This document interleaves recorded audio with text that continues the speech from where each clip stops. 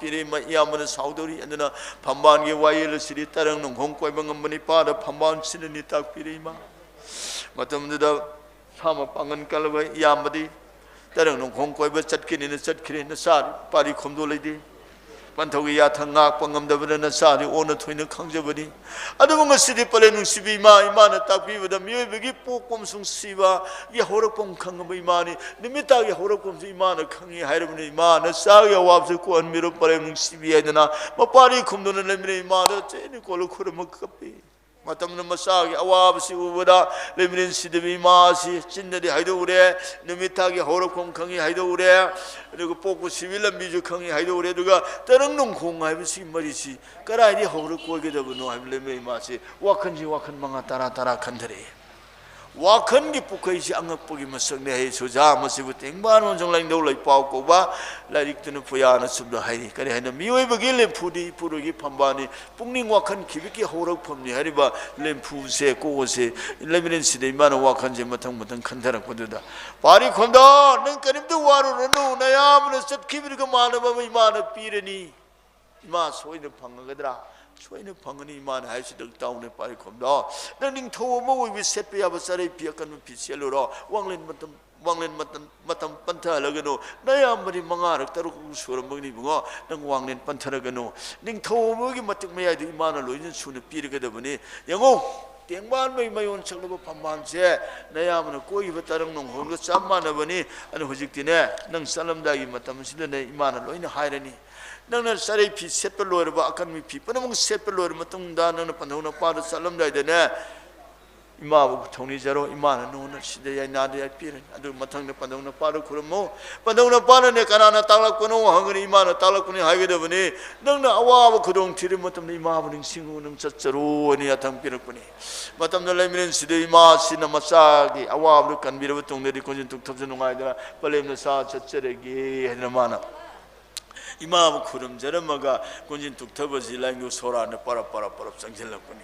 마타마도 랑교 소라네 사나기 땅군 지나이바 아니 뭐기 뚱나 폼모르 마나이 서눌리시는 사모이 강아이 홈들 내리면 폼문데다 곤진 툭누상 판다오나 사따랑 농 고이브 쩌쩌레기 쿠름문이 소라나 빠리 콤돌 아두리들 라기면 사 하이브드데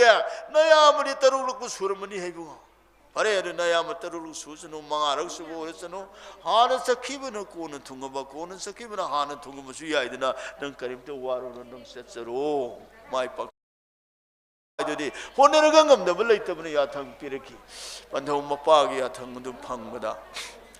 곤진 툭터버지 랭교 소라는 구름자르마가 반타우 막반 소라는 판미 버땡반이 뭐용 철러봐 고능은도 막 판발라도 따레르 하는 고이루다가 반타우 사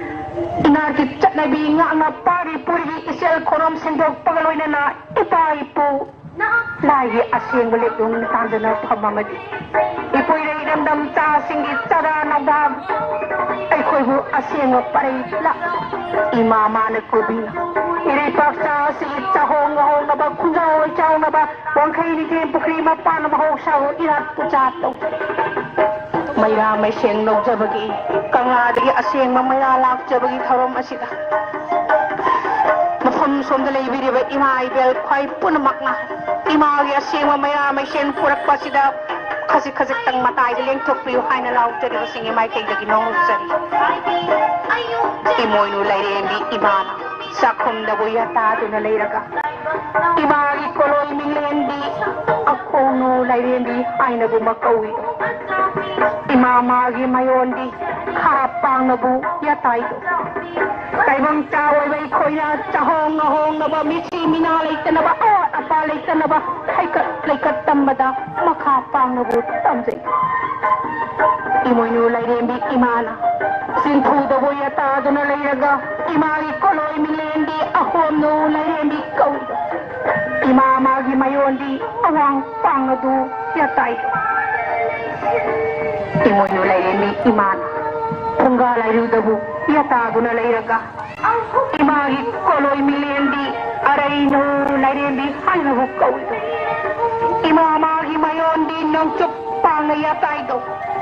ay bang chow ay bay koy na chahong na ba ngahong na ba misi minalay ta na ba awat apa nalay na ba imamagi mapanda imamagi makada ให้ก็ได้ก็ธรรมดานุจุปังนะบูตั้งเลยอีมวยนูอีมานายาตบะนูปีโอยบิลิสติยาฮารุเทียนฮาวปีฮิกูตัวอินามากันบีพัมบัดนีพัมนายกันบีอาศัยกุมีนูปีจาวโอยบิมาพัมเดบีอาศัยกุมาโมมาปารานใจเดบีอีมวยนูอีมานะกูบีเดโตอิชินะเอาบีนังเดโตอีมวยนูอีมานะเลยมีมานะพัมเดบะนูปีโอยบิลิสติตาตาบกิสิเตียงสิบัสระจเตโคปีatau pembiayaan minta karan nong tangkupi asik mimpi nong pemeran daya nong awal imun gitu paling imun imana ya japa nari imana pam jalan nuti wajah sakti ya awan hawati manang luar kono lain kamna kurungi lain kamna hawati asik mimpi imu inaya dito awara balayan de misi minatuhan dito imu imana ya japa nubija awoy besing ni mapanda nubija awoy besing na sekta sa tuki manunda mathangin manjo oy babu nunti layoy na tawanbi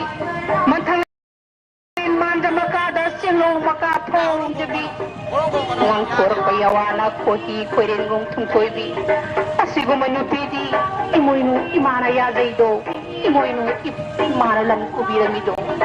awar apala hindi nisi minala hindi asigo manuzadi imoinu imana ya zaido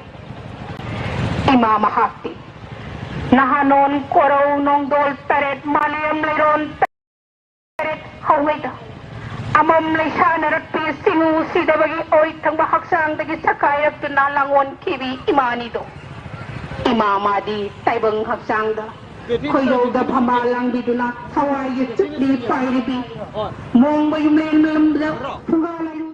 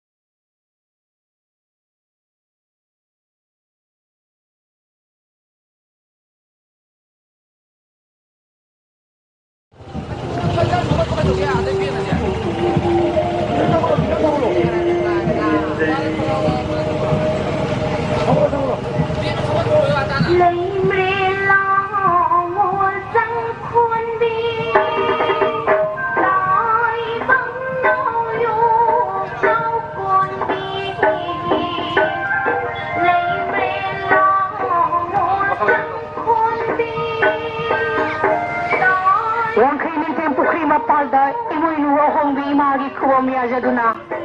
mayra may shen kasarat pa kumsiga thana sa hilem pugat tarok surak nito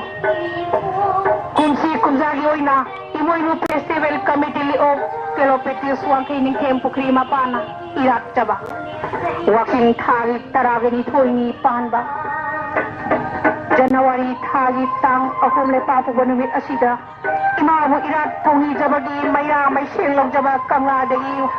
halak pagkongbom asida iram da masom da lay biri ba khai pun namanga imagi maya may sheng lo wala po asida khar khar tang mapad sidok pinabagi da makanuruk sa imama hati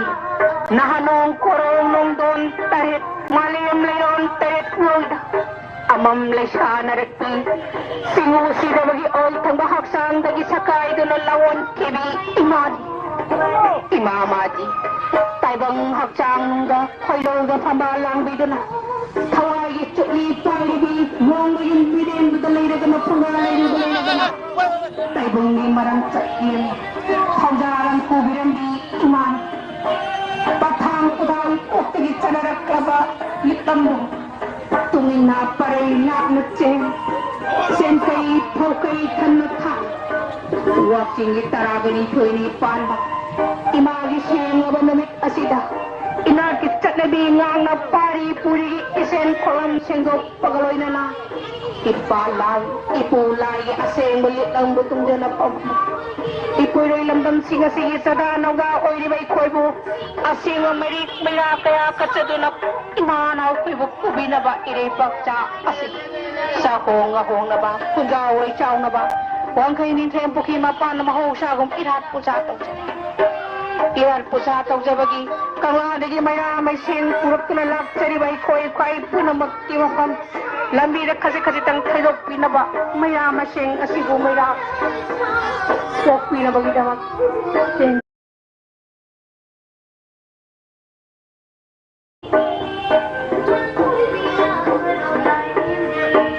imamahati nahanon koronon tarik malemlisen tarik tarik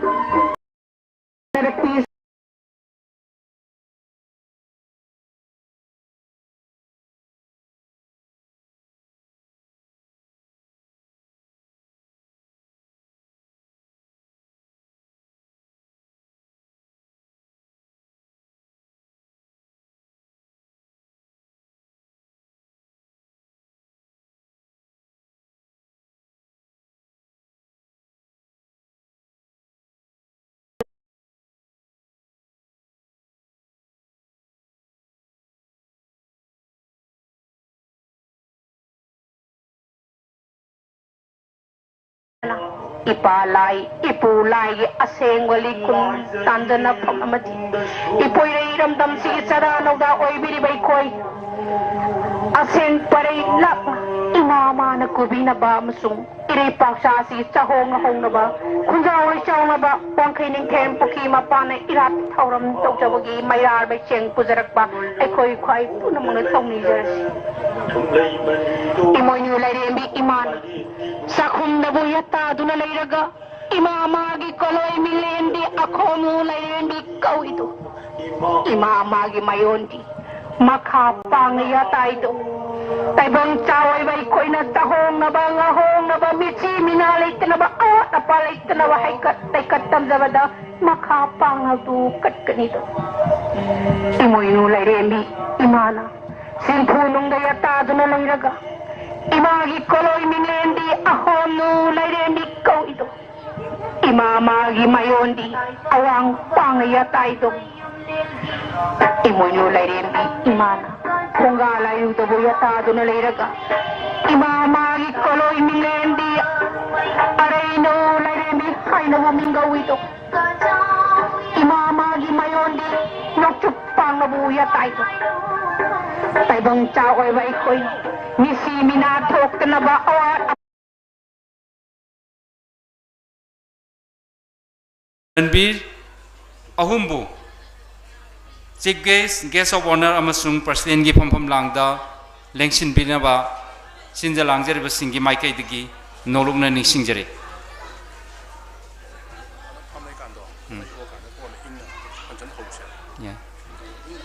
aduga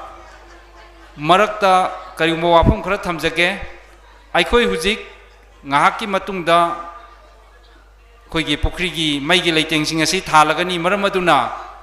aikhoi pokhri akoi bada gari thausin bidei ba khwai khudimak aikhoi function asiga mari leinadaba haibadi aikhoi volunteer aikhoi pokhri isingi department gi mi aduga police security nataba khudimak aikhoi pokhri asigi akhoi mapan dagi thogdok khenaba nolokna nisingjari aduga makata na atopa gari su thaujan birakta naba nolokna nisingjari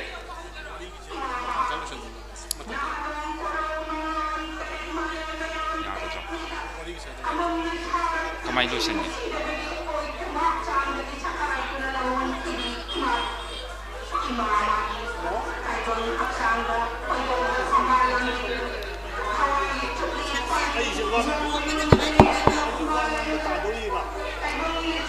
kumaluang umayang kang masalang sang yasumna tingbana pugung mahang 사요레 베푼 스미라마시 사나피 바레 모이세 파마를 입었다 오늘. 소라를 마기 matang mayay po 또 늘릴 것이 했으니까. mahaya de mahaya 를 matang di 아이코에게 돈 드리고 nung kong koy ba ngamba tarang hirelo 아이코에게 chief guest han maring ba guest of honor 아마숭 president 나 아이코에게 팜팜랑다 랭신 비락과가 아이코에게 official singna amutang lengyan pi amutang pibiduna ikai kumnaba utpinaba nolongna nisingjari ibungo nga si ebenumetegi mo na hakim maming seipana nong kong koy ba ngamba tarang hirelo holebe pak ta pure mai thai han maring ba yong ning budi obni saning mure sabne mapa ba so han mini mapu ju mathangni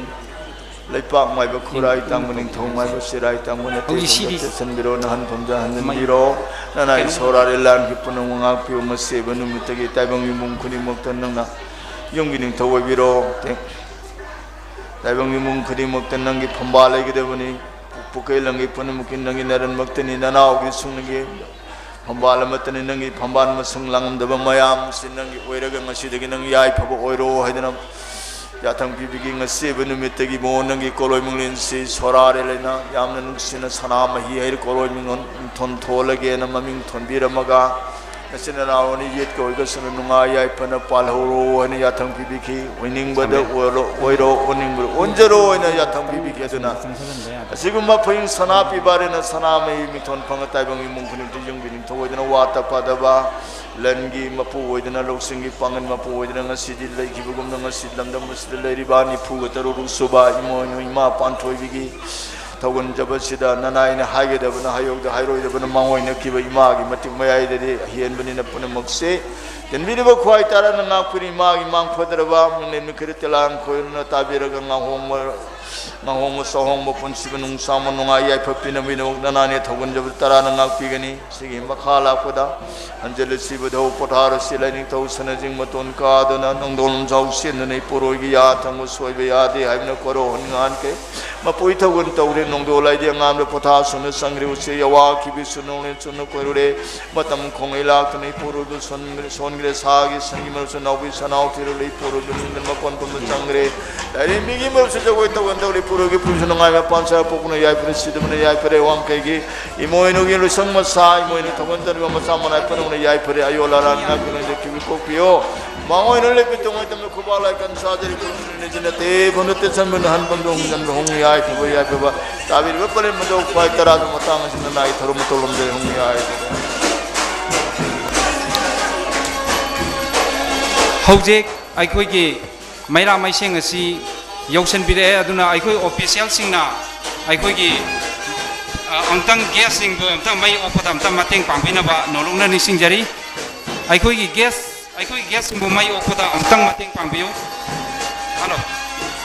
hojik maira mai sing si yausala e aduna aikoi gi gas singna mai si opoda amutang mateng pangpina ba nolongna ni singjari aikoi gi official singna mai si opoda amutang gas sing bo mateng pangpina ba nolongna ni singjari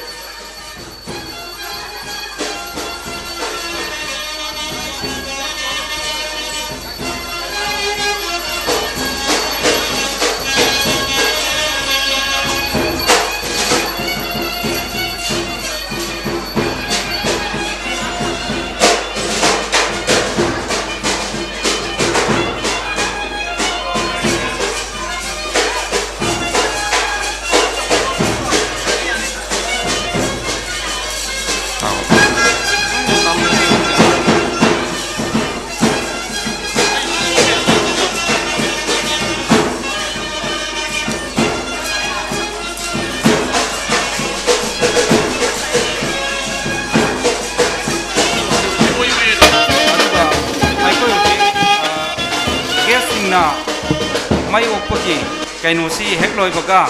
amukso aikhoigi ngasigi maira sukhat padasu amuktang aikhoigi maira mai adu amukang pusan bio anta loina anta pusan bio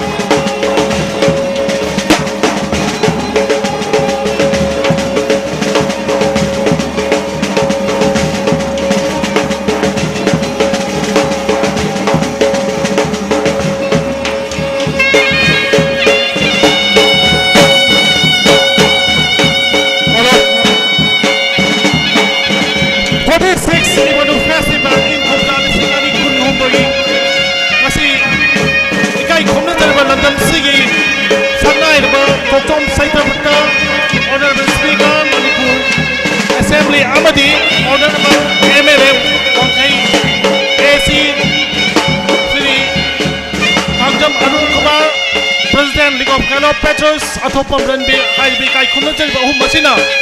ngasigi lipu ka taruk soba imoinu festival asigi maira opa mane maira sukhat pi thabak asi imoinu gi masai kol asida amjik ting le ba thorum ka loina na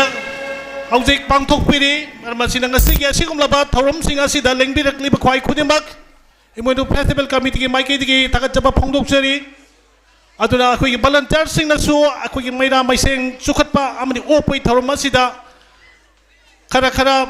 mateng pangbina ba haidana ibonu festival committee league of kalo petrosi maike dige maike thongda paujel si pijari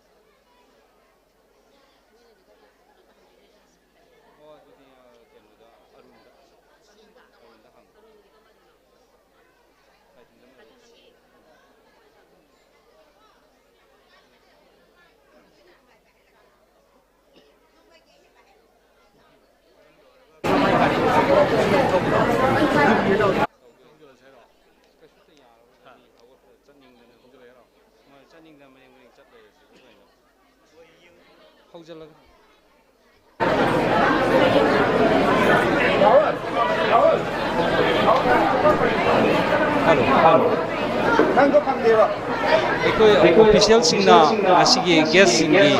amta keno to binaba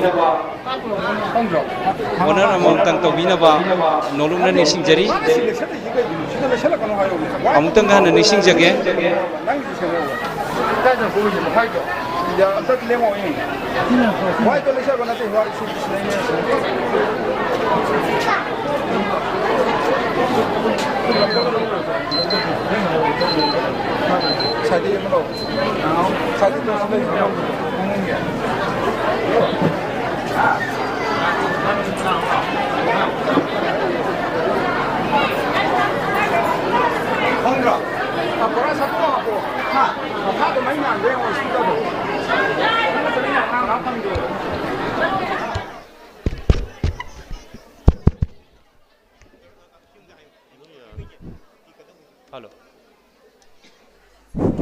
Hello.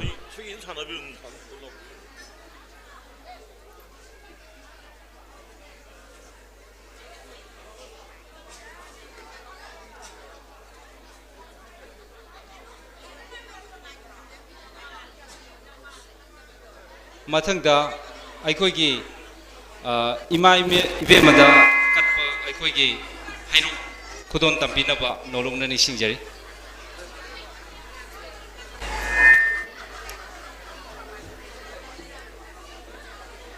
aikoi marak sida mayam si kitang chanaba marak sida aikoi keno tawjarge aduga thoram se kitang tujanabagi damakta aikoina ngasigi aikoigi ikai khumnazaraba leki hana president so biramba aikoigi marup laitonjam sambibu ngasigi welcome address amasung keynote punna akoi wafang khara thambinaba sinjalangjer basingi maikai digi nolongna ni singjer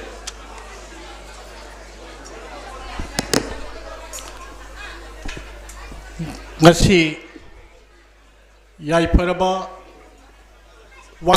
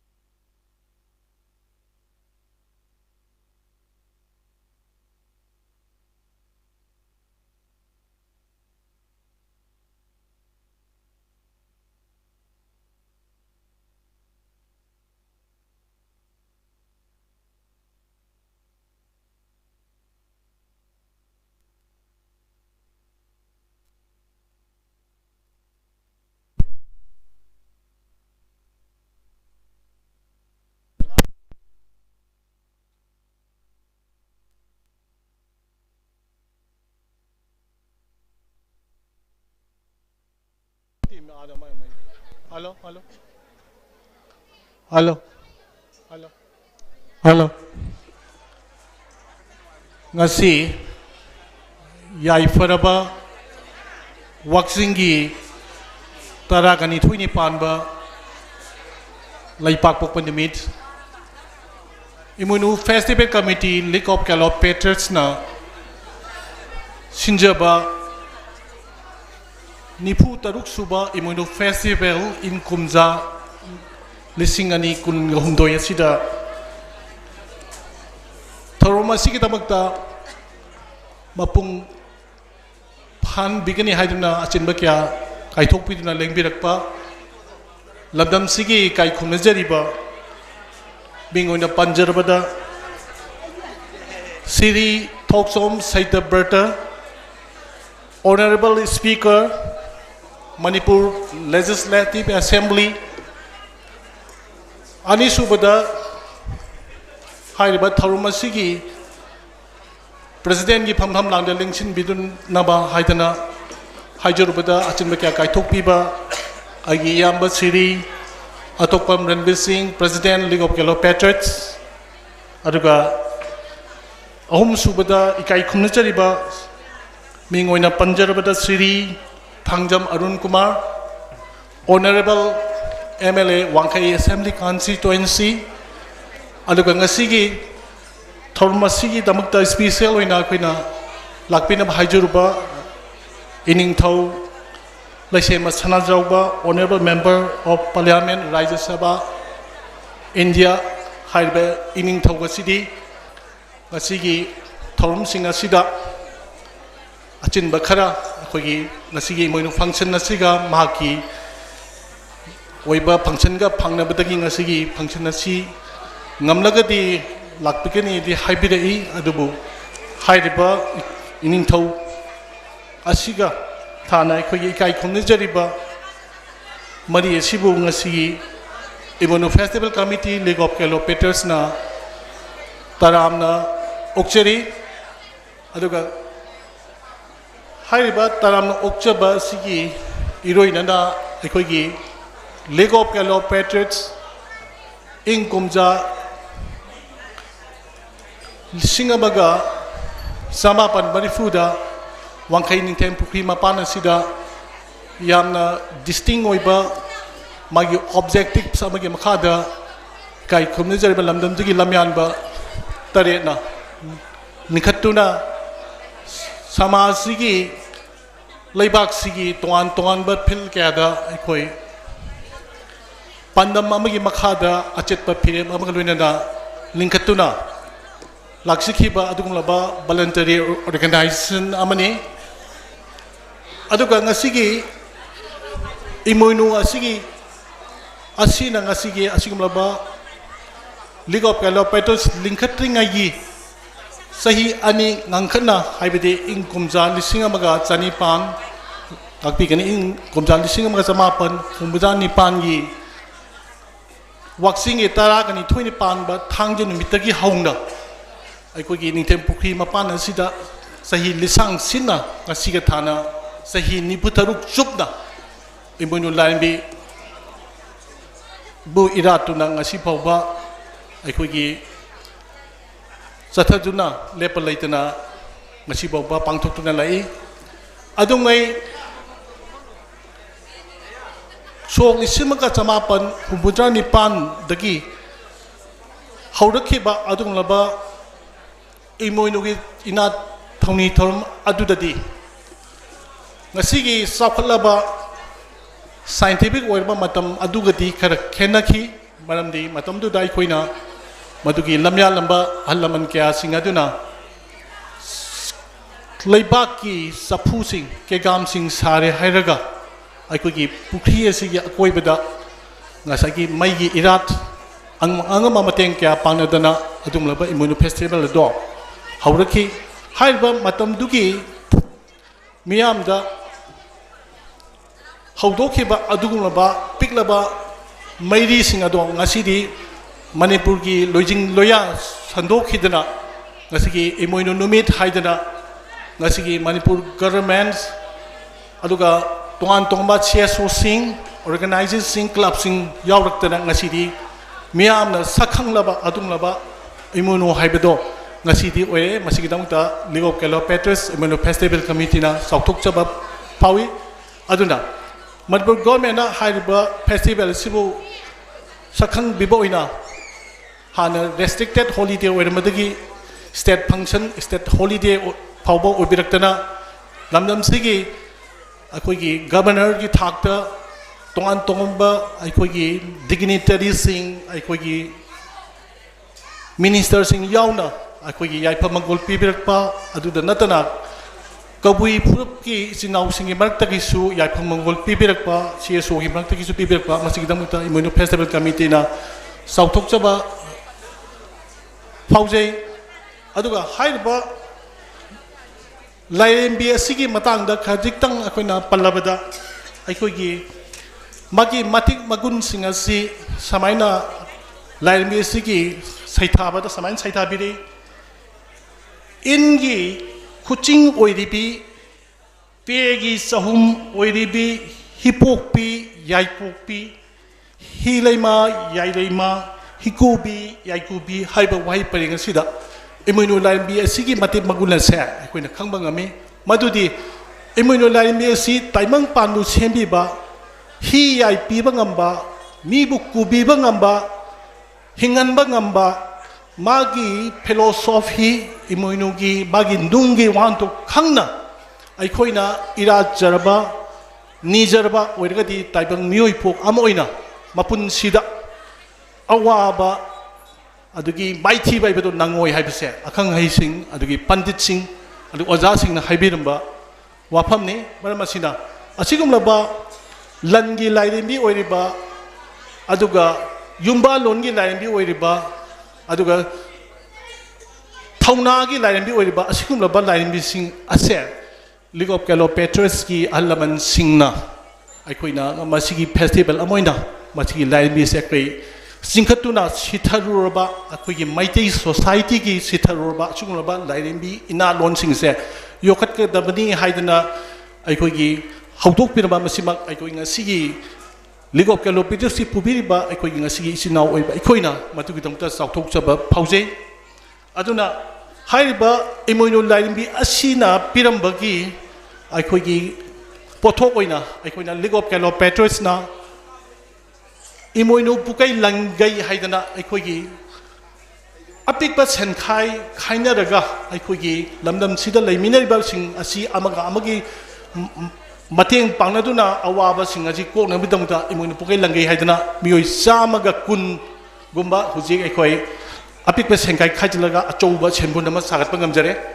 haiba senpun asina aikoigi yumthong kungi mathakta awana tarba singda mateng pangba ngamjakre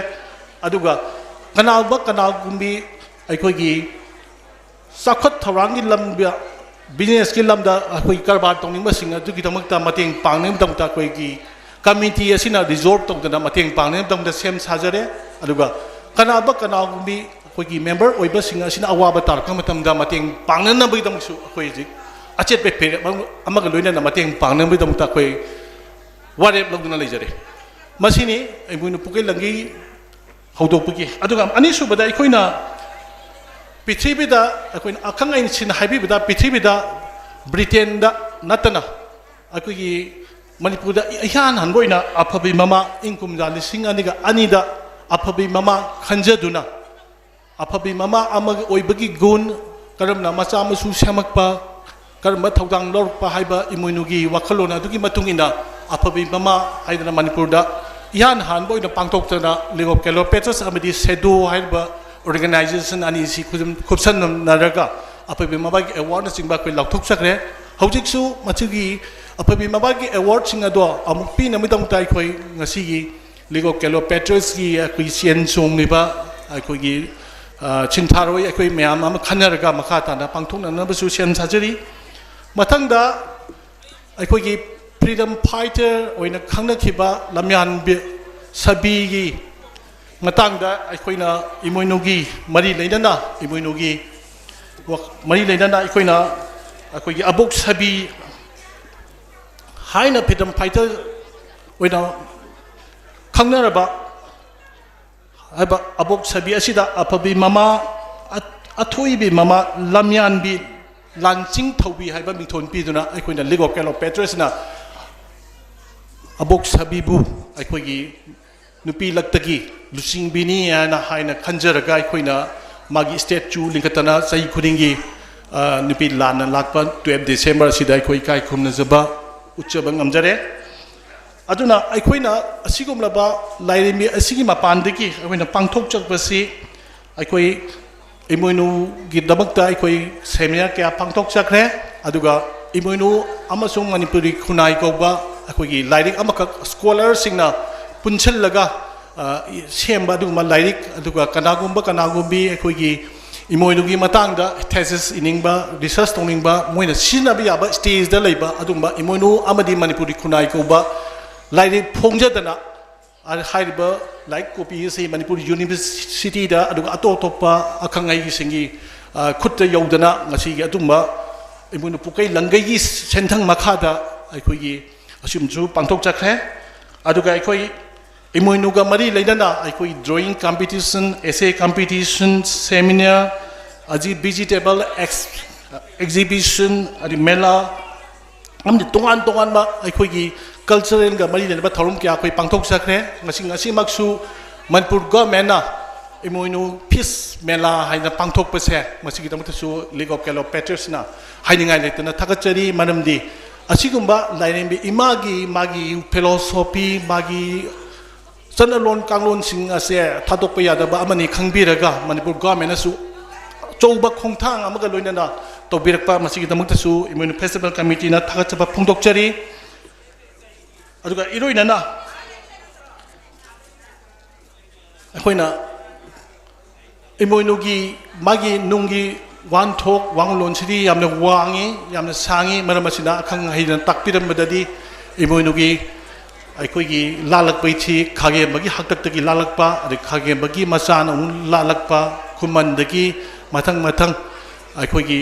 लालकपगी अखोगी इतिहासदा वारीदा अखोइना थेंगनजै अदुना ngasi असिगुमलाबा सिरिबा असिगुमलाबा लाइनबी बागी नुमिनासिदा इकाई खुमनजरिबा अखोगी ngasi अचिनबे क्या कायथोक्तुना लेंबिरक्लेबा अखोगी इकाई खुमनजरिबा सिंग अदुगा ngasi function असबु सरुक याबीरिबा अखोगी इकाई ममल यामनबा अहलमन इसीएनएम खाई खुनिमक अदुगा ngasi function खुनिमकता सरुक याबीगनी अवा अना कया कायथोक्पिदुना अयिंबा कया तुंगोइनमलगा ngasi फंक्शन से सरुक याबीरिबा अखोगी नुक्सिजरबा सिनाव खाई खुनिमक अदुगी ngasi दाइस लेंशन बिरिबा ममल यामनबा लमदम सिगी इकाई खुमनजरिबा सरकार की थवाई क्या पुबीरिबा अहलमन खुनिमक immuno इमादा संजदुना ngasi immuno Imangi कुपलबा Tourane लेंगोइदगी सुहेना coupe हाइना खलिबा योंबा लोनगी लाइरिबी असिगी तुंगिन बतुंग इंजरे हायरगा अखोगी तुंग थौदा कया तुंगदा हेना ngasi हेना अहेनबा थबक थौं कया पांगबा ओइबिउ अमदी इमोनो लाइबी इमाना चानबी ओइसनु हायरगा मतंग सिदा टेंशन जरे thank you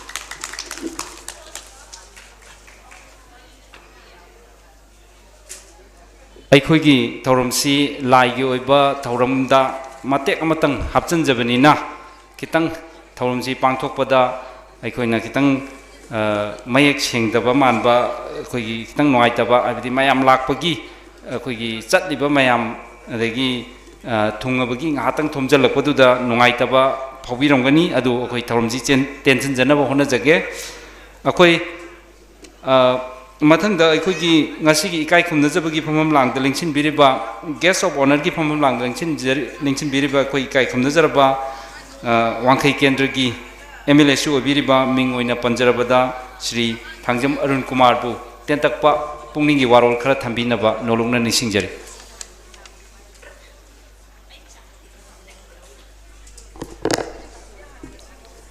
अहमदमक्तदा Imangi मफुमदा कोकनोन खुरुमजरी लोइना ngasi the League of Calopatriots na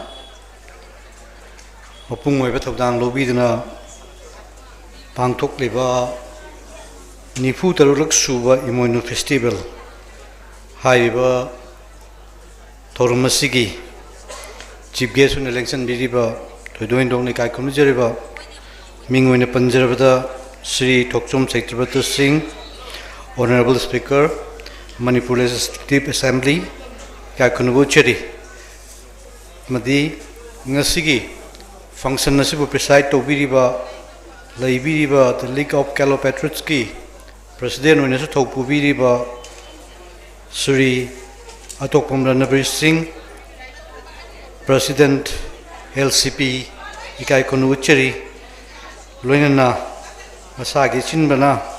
मरम ओइरकांदा होजि फाउगी दि योसिलक पिद्रिबा लोय ख्वाइ पुनमंग इकाई खुमनजरिबा श्री इनिंगथौले सेम्बा सना जावबा ऑनरेबल मेंबर ऑफ पार्लियामेंट राज्य सभा इकाई खुमनुचरी लोइना लोइना नामांग दलेंसन बिरिबा अहलमन इमाइबेल इचेचल मरम मपांग ख्वाइ पुनमक अमसुंग ngasiगी थौरम मसिबु कवरेज पिबिरिबा मीडिया की चिनाउसिंग इकाई खुमनुचरी यम नुंगाइजै ngasi मणिपुर की अखोगी युम्बा लोनगी अदुगुम्बा लनगई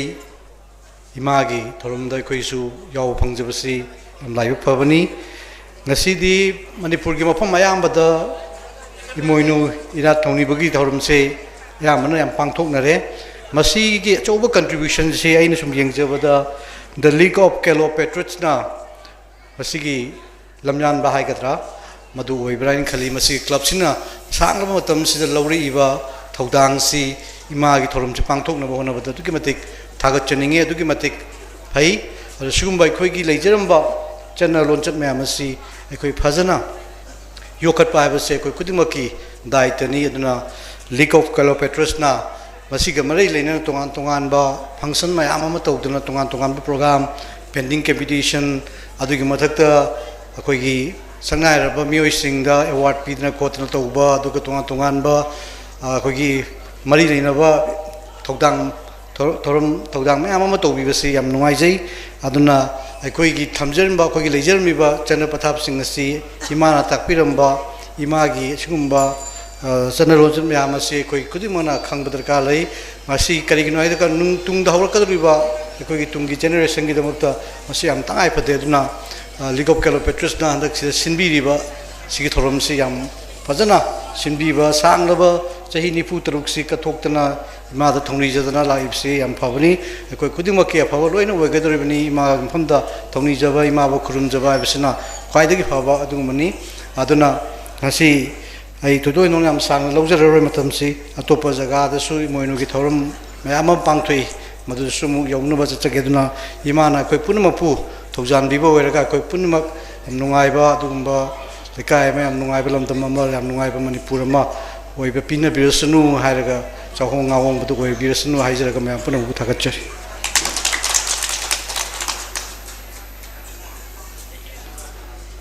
ꯑꯩꯈꯣꯏꯒꯤ ꯃꯊꯪꯒꯤ ꯀꯩꯅꯣꯁꯤ ꯑꯩꯈꯣꯏ ꯆꯤꯐ ꯒꯦꯁꯅ ꯑꯩꯈꯣꯏꯒꯤ ꯃꯥꯒꯤ ꯋꯥꯔꯣꯜ ꯄꯤꯕꯤꯒꯗꯧꯕꯅꯤ ꯑꯗꯨꯕꯨ ꯑꯩꯈꯣꯏꯒꯤ ꯑꯣꯐꯤꯁꯤꯌꯦꯜꯁꯤꯡꯗ ꯑꯩꯈꯣꯏ ꯁꯦꯅꯤꯌꯔ ꯃꯦꯝꯕꯔ ꯀꯩꯅꯣ ꯇꯧꯔꯒ ꯑꯃꯨꯛꯇꯪ ꯃꯔꯛꯁꯤꯗ ꯑꯩꯈꯣꯏꯒꯤ ꯏꯃꯥꯗ ꯑꯩꯈꯣꯏꯅ ꯀꯠꯆꯕ ꯑꯗꯨꯒ ꯃꯌꯥꯝꯗ ꯄꯤꯅꯅꯕ ꯑꯩꯈꯣꯏꯅ ꯁꯦꯝ ꯁꯥꯖꯔꯤꯕ ꯆꯤꯡꯕ ꯑꯗꯨꯒ ꯀꯩꯅꯣ ꯍꯩꯔꯨꯛꯅꯆꯤꯡꯕ ꯑꯃꯨꯛꯇꯪ ꯄ꯭ꯔꯖꯦꯟꯠ ꯇꯧꯕꯤꯅꯕ ꯅꯣꯂꯧꯅ ꯅꯤꯡꯁꯤꯡꯖꯔꯤ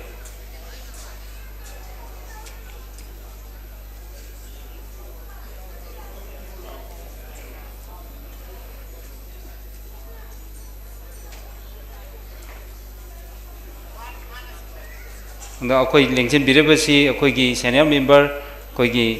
ꯏꯌꯥꯝꯕ ꯗꯤꯂꯤꯞ ꯑꯃꯁꯨꯡ ꯇꯥꯃꯣ ꯑꯅꯤꯅ ꯉꯁꯤꯒꯤ ꯒꯦꯁꯁꯤꯡꯗ ꯑꯩꯈꯣꯏ ꯏꯃꯥꯗ ꯀꯠꯄ ꯍꯩ ꯔꯥ ꯀꯕꯣꯛ ꯑꯗꯨꯒ ꯆꯦꯡ ꯑꯗꯨꯒ ꯄꯩꯁꯥ ꯁꯦꯡꯀꯣꯛ ꯁꯦꯡꯌꯥꯏ ꯃꯗꯨ ꯈꯨꯗꯣꯜ ꯇꯝꯖꯕꯅꯤ ꯑꯗꯨꯒ ꯑꯩꯈꯣꯏꯒꯤ ꯃꯊꯪꯒꯤ ꯑꯩꯈꯣꯏ ꯄ꯭ꯔꯣꯒ꯭ꯔꯥꯝ ꯆꯠꯊꯖꯔꯛꯀꯦ ꯑꯩꯈꯣꯏ ꯉꯁꯤꯒꯤ ꯆꯤꯐ ꯒꯦꯁꯀꯤ ꯐꯝꯐꯝ ꯂꯥꯡꯗ ꯂꯦꯡꯁꯤꯟꯕꯤꯔꯤꯕ ꯑꯩꯈꯣꯏꯒꯤ ꯂꯤꯛꯅ ꯄꯥꯡꯊꯣꯛꯄ ꯊꯧꯔꯝ ꯊꯧꯒꯥꯏ ꯀꯌꯥꯗꯁꯨ ꯁꯔꯨꯛ ꯌꯥꯕꯤꯗꯨꯅ ꯂꯥꯛꯂꯕ ꯑꯩꯈꯣꯏꯒꯤ ꯌꯥꯏꯁ꯭ꯀꯨꯜ ꯀꯦꯟꯗ꯭ꯔꯒꯤ MLAꯁꯨ ꯑꯗꯨꯒ ꯃꯅꯤꯄꯨꯔꯒꯤ ꯁ꯭ꯄꯤꯀꯔꯁꯨ ꯑꯣꯏꯕꯤꯔꯕ ꯀꯩꯈꯨꯝꯅꯖꯔꯕ ꯃꯤꯡ ꯑꯣꯏꯅ ꯄꯟꯖꯔꯕꯗ ꯁ꯭ꯔꯤ ꯊꯣꯛꯆꯣꯝ ꯁꯩꯇꯕ꯭ꯔꯇꯕꯨ ꯄꯨꯛꯅꯤꯡꯒꯤ ꯋꯥꯔꯣꯜ ꯈꯔ ꯊꯝꯕꯤꯅꯕ ꯅꯣꯂꯧꯅ ꯅꯤꯡꯁꯤꯡꯖꯔꯤ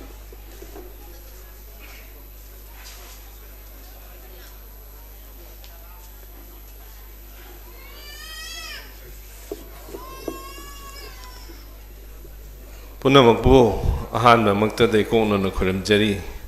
ꯉꯁꯤꯃꯛ ꯑꯩꯈꯣꯏ ꯄꯥꯡꯊꯣꯛꯃꯤꯟꯅꯔꯤꯕ ꯗ ꯂꯤꯒ ꯑꯣꯐ ꯀꯦꯂꯣꯄꯦꯇ꯭ꯔꯤꯌꯣꯁꯅ ꯁꯤꯟꯕꯤ ꯂꯥꯡꯕꯤꯗꯨꯅ ꯄꯥꯡꯊꯣꯛꯄꯤꯔꯤꯕ 93ꯂꯛ ꯁꯨꯕ ꯏꯃꯣꯏꯅꯨ ꯐꯦꯁꯇꯤꯚꯦꯜ 2023ꯒꯤ ꯊꯧꯔꯝ ꯑꯁꯤꯗ ꯉꯁꯤꯒꯤ ꯊꯧꯔꯝ ꯑꯁꯤꯕꯨ ꯄ꯭ꯔꯤꯁꯥꯏꯗ ꯇꯧꯕꯤꯔꯤꯕ ꯑꯩꯒꯤ ꯏꯌꯥꯝꯕ ꯁ꯭ꯔꯤ ꯑꯊꯣꯛꯄꯝ ꯔꯟꯕꯤꯔ ꯁꯤꯡ ꯄ꯭ꯔꯦꯁꯤꯗꯦꯟ LCP ꯑꯩ ꯑꯍꯥꯟꯕꯃꯛꯇꯗ ꯏꯀꯥꯏ ꯈꯨꯝꯅꯖꯔꯤ ꯑꯗꯨꯒ ꯉꯁꯤꯒꯤ ꯊꯧꯔꯝ ꯑꯁꯤꯒꯤ ꯒꯦꯁ ꯑꯣꯐ ꯑꯣꯅꯔ ꯑꯣꯏꯅ ꯂꯦꯡꯁꯤꯟꯕꯤꯔꯤꯕ ꯁ꯭ꯔꯤ ꯊꯥꯡꯖꯝ ꯑꯔꯨꯟ ꯀꯨꯃꯥꯔ ꯑꯣꯅꯔꯦꯕꯜ MLA ꯋꯥꯡꯈꯩ AC ꯑꯩ ꯏꯀꯥꯏ ꯈꯨꯝꯅꯖꯔꯤ ꯑꯃꯁꯨꯡ ꯅꯣꯂꯨꯛꯆꯔꯤ ꯑꯗꯨꯒ ꯉꯁꯤꯒꯤ ꯊꯧꯔꯝꯁꯤꯃꯛꯇꯗꯗꯤ ꯑꯆꯤꯟꯕ ꯊꯕꯛ ꯀꯌꯥ ꯂꯩꯕꯅ ꯌꯧꯔꯛꯄꯗꯤ ꯉꯝꯈꯤꯗ꯭ꯔꯕ ꯑꯗꯨꯕꯨ ꯊꯧꯔꯝ ꯑꯁꯤꯕꯨ ꯄꯨꯛꯅꯤꯡ ꯍꯛꯆꯥꯡ ꯌꯥꯎꯅ ꯁꯧꯒꯠꯄꯤꯔꯤꯕ ꯑꯃꯁꯨꯡ ꯈꯨꯗꯣꯡ ꯆꯥꯔꯒꯗꯤ ꯁꯣꯏꯗꯅ ꯂꯥꯛꯄꯤꯒꯅꯤ ꯍꯥꯏꯕꯤꯔꯤꯕ ꯑꯩꯈꯣꯏ ꯄꯨꯝꯅꯃꯛꯀꯤ ꯂꯩꯕꯥꯛ ꯑꯁꯤꯒꯤ ꯅꯤꯡꯊꯧ ꯂꯩꯁꯦꯝꯕ ꯁꯅꯥꯖꯥꯎꯕ Honorable Member of Parliament Rajya Sabha ꯑꯩ ꯏꯀꯥꯏ ꯈꯨꯝꯅꯖꯕ ꯎꯠꯆꯔꯤ ꯑꯗꯨꯒ ꯂꯣꯏꯅꯅ ꯉꯁꯤꯒꯤ ꯊꯧꯔꯝ ꯑꯁꯤꯕꯨ ꯃꯄꯨꯡ ꯐꯥꯍꯟꯅꯕꯒꯤꯗꯃꯛꯇ ꯃꯥꯡꯗ ꯂꯦꯡꯁꯤꯟꯕꯤꯔꯤꯕ ꯂꯥꯏ ꯒꯨꯔꯨꯒꯨꯝꯂꯕ ꯑꯍꯜ ꯂꯃꯟꯁꯤꯡ ꯃꯔꯨꯞ ꯃꯄꯥꯡꯁꯤꯡ ꯏꯃꯥ ꯏꯕꯦꯜꯁꯤꯡ ꯏꯆꯦ ꯏꯆꯜꯁꯤꯡ ꯑꯗꯨꯒ ꯃꯦꯗꯤꯌꯥꯒꯤ ꯅꯨꯡꯁꯤꯖꯔꯕ ꯏꯆꯤꯟ ꯏꯅꯥꯎꯁꯤꯡ ꯑꯩ ꯄꯨꯟꯅ ꯈꯨꯔꯨꯝꯖꯔꯤ ꯑꯃꯁꯨꯡ ꯅꯣꯂꯨꯛꯆꯔꯤ ꯀꯔꯤꯕꯨ ꯍꯥꯏꯅ ꯄꯥꯎꯗꯝꯗꯧꯅꯣ ꯈꯪꯗꯦ ꯅꯨꯡꯗꯤ ꯌꯥꯝ ꯅꯨꯡꯉꯥꯏ ꯁꯔꯨꯛ ꯌꯥꯕ ꯐꯪꯕꯁꯤ ꯌꯥꯝ ꯊꯥꯒꯠꯆꯅꯤꯡꯉꯤ ꯁꯤꯒꯨꯝꯕ ꯏꯁꯣꯔꯒꯤ ꯑꯣꯏꯕ ꯊꯕꯛ ꯊꯧꯔꯝ ꯏꯃꯥ ꯏꯕꯦꯝꯃꯒꯤ ꯅꯤꯡꯖꯕꯒꯤ ꯅꯨꯃꯤꯠꯁꯤꯗ ꯑꯩꯈꯣꯏ ꯄꯨꯝꯅꯃꯛꯄꯨ ꯌꯥꯎꯍꯟꯕꯤꯕ ꯑꯃꯗꯤ ꯀꯔꯤꯒꯨꯝꯕ ꯈꯔꯗ ꯑꯣꯏꯔꯁꯨ ꯁꯔꯨꯛ ꯌꯥꯕ ꯐꯪꯖꯕ ꯊꯃꯣꯏꯒꯤ ꯑꯣꯏꯕ ꯋꯥꯐꯝ ꯑꯃꯅꯤꯒ ꯐꯣꯡꯕ ꯐꯪꯖꯕꯁꯤ ꯑꯗꯨꯛꯀꯤ ꯃꯇꯤꯛ ꯂꯥꯏꯕꯛ ꯐꯕꯅꯦꯅ ꯂꯧꯏ ꯃꯁꯤꯒꯨꯝꯕ ꯇꯥꯟꯖꯥꯁꯦ ꯃꯇꯨꯡꯗꯁꯨ ꯂꯦꯞꯄ ꯂꯩꯇꯅ ꯄꯤꯕꯤꯔꯛꯀꯅꯤ ꯍꯥꯏꯕꯒꯤ ꯑꯁꯥꯗꯨ ꯇꯧꯖꯔꯤ ꯑꯗꯨꯒ ꯉꯁꯤ ꯄꯥꯡꯊꯣꯛꯄꯤꯔꯤꯕ 93ꯔꯛ ꯁꯨꯕ ꯏꯃꯣꯏꯅꯨ ꯐꯦꯁꯇꯤꯚꯦꯜꯁꯤ 1978 ꯋꯥꯛꯆꯤꯡꯒꯤ 23ꯅꯤ ꯄꯥꯟꯕꯗꯒꯤ ꯍꯧꯈꯤꯕꯅꯤ ꯍꯥꯏꯗꯅ ꯍꯥꯏꯕꯤꯔꯝꯃꯤ sang chahi nifu torsi lepa leitana miyaungi damangta khanbiraga League of Kelo Patriots na sinbiduna imoinu festival pangthorokpa si araiba thabuktin nate maside struggle kaya ama thengnarangani madu khallubada ai nahunana League of Kelo Patriots ki members singbu haininga letana thagat chaningi maramdi makhoi leramdragadi ngasi thoromsi oiramdabusu yai haina phaujai ado makha tarakpada nefu taruk suba chahi gi ngasi pangthoiba sumna mathangi chahida nefu tare chuba nefu nipan chuba lepa leitana chahi jama miyangi seba ngamba duma makhangi club natraga organization ama oibo oirasinu haina imai mafamdagi thawni jari haiba wafam simai thamjari ngasi si yamna nungsiba pungningda yamna nuaiba se hoi mangdasu mayamna tanja pibidana anira ahumlak yawbadi phangjakhre adubu ngasi nangai di bhab kya oisaludaba ngasi si yam nuaiba se ichal ise sing adigi naha angang nupi macha sing nupa macha sing akhoi gi mehauron gi phijet ka setana pulap pareng lakpadu haughro matam gi ityas ningsang padong na mitsida wakhanjida tarang ore maduna thamoida kari paujel piri haiba matamda imaibe mabu khoina seba tawjaba mai damunta irat pasina akhoina akhoigi ramda muningsing hanba ngambai pangandu pibi bani haidan laujai aseng mamaksu ngasai mangda ngangbiramba singna haibirambaduni imaibe magi mating magunche adugi yamkhre maruina peace and prosperity haibadi shanti gi mapau phuba aduga chaukhatpa nuaiba afaba samaj ama piba loina na yumban lon ngasai ngangbirambado upundagi soina kupiabe yumban lon ni maramda imaibe na takpi haina takpi aduda sunatana miyobegi sangsar sida society sida yumban londa kamai tawdana masi economic growth legadage kamai tawna sendum tungjan mangongadage haibisu imaibe mana takpi banga tani na akhoi laujai adubu League of Kelo Patriots na ngasibo thengnar khiba chahi nipudar ki struggle sida is aina pamjabase madu ki photograph na sing masul leirangani madu pareng yaurga lairik amtang phongdoga madu miyam da khangan bada thoidona kaidabra na khalle madu pibiba matamda akhoi punamakta chahi nipudar ta haugiba tawkhiba mayam da nahuna na khoi da ningsenga hena makha na tawna bagi thawna adu pibirakani haina thajai aduna adugum program amtang paikhan mina basu phai haina khanjai aduga imaibe magi seba tawusi akhoi punamaki thawni adu sida natana akhoi ngalingai matamda ahal laman sing lai guru singna pibirambagi idea matungina akhoina ningjariba isor khudima imaibe mabu oiro amabu oiro ipasi dabu oiro punamaksi magi lining dugi manungda mai philosophy mamamdi loi yaweba hairiba philosophy du yauna khoina ngasi mayamda thamba ngamabra ngamdribra madu wahang oina lei akhoina philosophy du maga imaibe na pamiba imaibe na khoi yum da chatliba lichata pamiba purangningiba hongba semiloni matangda piriu paujel magi philosophy ni masim tangka manipur gi miyam da yahon bangamagadi yamna mapung phaba thauram ama oigani haibase ai wakhanda phaujabani aduna inge yam changna su chachararoi maramdi ta thinbadong tawre khongda chakcharwa aduna ai loisanjarakpada in haijaning mase lepa leitana League of Kelo Patriots na imaibe magi thawgal tawang amba oibiu aduga manipur gi miyam basu na hona na mit pahang midana lamjing midana asugumba lambi je pubina bohona biu ngasai haibada ma chitha hore manipur government na su masi hodorok pasi ai yam thaga chaninge imoinu gi phiar haigadra akhoi gi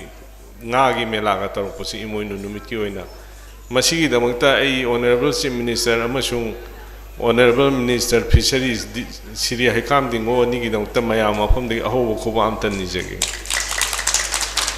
aduna mayam gi asiat pathaja badu sinabiu mayam ga punna chaminasi aduga mayam na tawbo thabak to afaba thabak to da khoisu illaga sendok chemin dor punna chaminaraga he na phaba he na chawkat palam dam mama manipur ma seminarasi haiba wafam ji thamjaraga punna pu mon nei kono na kuram jari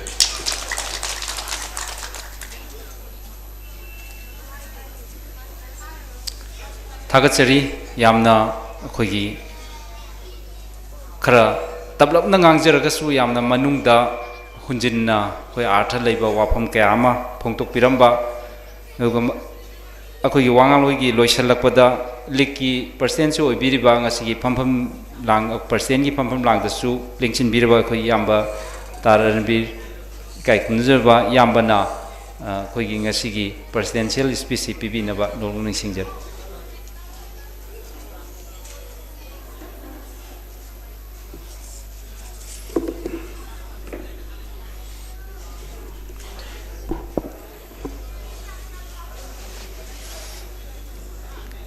ahana maktada khoi lamdam sibu konbiriba khulai mabu kongnomna krumjari loina ngasigi akhoina lasariba imoino imabusu khoiramjari akhoi League of Kerala Patriots na khoi nipu taruk suba imoino festival 2023 waxing gi train 20 panba asi lewa ponumin asida sugumba akhoi festival asibu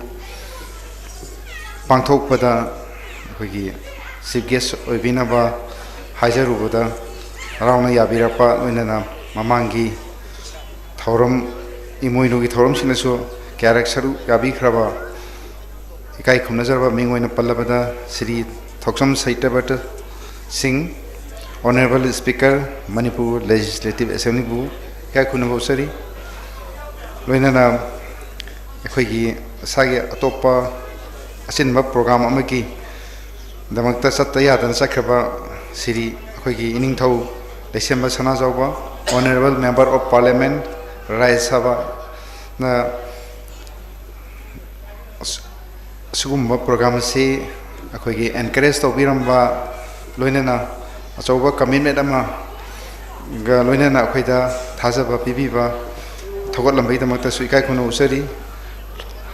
loinana akhoi kai khunajariba Sri Thangjam Arun Kumar Honorable Member of Legislative Assembly Wangkai Assembly Constituency ngasigi guest of honor na lengchen biduna sugumba akhoi thorom mamangda akhoi LCP na sinba thorom kya da so saru amina ba duga sugumba akhoi mayam na maru reba akhoi League of Kerala Patriots na sinba thorom kya da saru ka bi bagi da hara ya bi bai da mata su ikai khon bosari loina na akhoi ngasigi yam mamal leiraba mangda lengchen biba akhoi lamdam sigi nuksi jaraba akhoi faipal adigi imaibel marum apang isesal kwai khodimaksu sugumba akhoi loina na akhoi sugumba imoino festival sidida kiram khodimakta mapung ya biduna yawi bagi damakta akhoi League of Kerala Patriots ke maike digi amuko sohanna ko no ni kai khunu usari loina na aroi bada akhoi media gi sinau sing akhoi sugumba League of Kerala Patriots na sinjaba sugumba akhoi festival asibu Manipur gi mafam khodimakta min nakong singna yohon bigi damakta su kai khunu usari program si akhoi maru everything as a keynote address akhoi hanigi ex president akhoi ai now kan lieutenant sambi mayam sang kumana loina detail pipi gre adubu amohna akhoi na kitang na hona na repeat tawjarabada haibedi akhoi na imoinu se karigi damakta pangthoi bano loina na imoinu si ngasigi thaksida kamaina yorpano habi manglandu adu hatani akhoi na aina League of Kerala Patriots ki ken president amo oina mayam da muktang kitang wahai khradang thamjaning base maramdi masi ngasai su akhoi honorable speaker na su tambigre akhoi gi sume akhoi gi keno se imoino festival se so lising ma samapan 19 humdraim pan gi waxing gi train thini pamde gi hodo ke bani matam do akhoi ayamna ngasi dagina sahi ni phutaru aisi amna akhoi su yang es oiba matam ni adugumba matam du dagi akhoi si लाइक फदना अदुम सही सुप याव फंगदना लाई सथदन लाई मसी मतम जे अखोइन पिगलिबा अखोइ वाखन नौरिबा अखोइ वाखनदा अखोइ करी हाइना फावगे हाइदो अदुनि अखोइन कितंग असि अखोइन असि स्टेज योबदा अखोइन किना लीग ऑफ केले पेट्रियस ना कितंग प्रेसिडेंट मोइना अखोइ म्यामि महु सिलगा खितंग नुंगाइजब मयामदा शेयर तौनिजबसे मरमदि मतमदा फावगिबसे अखोइना अखोइगी अपुनबा स्कॉलर ngasai लाइरिसो अमा हाइबिदा इमोइनो अमदि अखोइगी खुनाइ हाइबदा जसो अखोइ कोतुना कोत तौदना हापसगरे कोतु मति अमतंग मयामदा ngasi खुदोंचाबसे लौरगा निंसिंगजगे मंगलब चत्ता लेरंबा खुनाइगी पुंसिरोलगा ngasi mirul sigi punsirol gi marakta ahangba ma ubagum lairi matam da khoi phaujagi bani asuguma mang ki gadoriba khunai sigi nat ki oiba lan kayabu kalauda ba yade haibagi asetpa wasak amaga loina imoinu irapagi thormasi ekhoi le of kelo petres na hai ki ba ngasai su panjaki ba kristal lisingama samapan humdraim pangi waxing itraim thoini pan badigi Imoinu इरापगी Thorang थौदांग याबा हौरखिबने हौजिक्ति सही निफु तरुकी मतुंदा मणिपुर की मफम कयादा अखोइना उजबदा इमोइनु इरापसे नकपतसु वांगैदा सोबम लकाइदा नोइबुंगदा देगी युनाम लकाइदा मफम कयादा याम चावना चावना तौबसे लोइना उनरे अदुगा हौजिक्तसु अखोइगी honourable speaker ना Manipur गवर्नमेंटसु यामना initiative लौबिना fish मेला कायना अखोइ निगो चाखो पखतना तौरमबगी अदुगा मानबई थाकता ngasi imoinu gi importance se khambiraga mela ga hudokpidana tawpasi akhoi league of keller peters na akhoi nauna chahi noiba akhoi wakhalon da phawgiba kaino du madugi manglan do akhoi kitang di akhoi mangphawna rabra haibagi wafamsi ai mayam da thamjabani loinana tungdasu mayam gi wish ka loinana laikai gi lamdam sigi मिपुम खुदेम मिय खुदिंगी अखोगी पुन्ना अखोगी unity ओइना समिनादुना सुगुम्बा लेबाकी ओइबा अदेगी लमदमसिगी ओइबा थबक थोरम क्यादा पुन्ना समिनादुना माइ पांगना होनबदा मतेंग पांबिउ लोइना असोय अंगाम लैरगसु अफबा सजेशन पिबुदुना हेना अखोगी अफबा थबक तौबुंग हमनबैदमक्ता मयामदगी निजरी वाफम से हायरगा मतंग सिदा तेंजर थैंक यू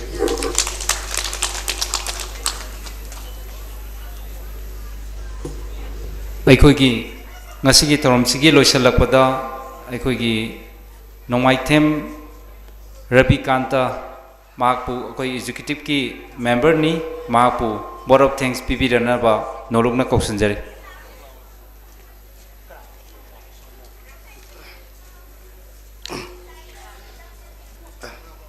हानो मक्तदा इमुनु इमाबु खुरुमजरे ngasi watching train thuni pan baleba pon numit January tang ahom 2023 League of Calopatios na panthok saba nifu taruk lak suba imuinu festival ase maira maisem opa amadi chukhat pegi thorom asida achinba kayabo kaithok tona chief guest oibi na ba haijar buda harau yabirakba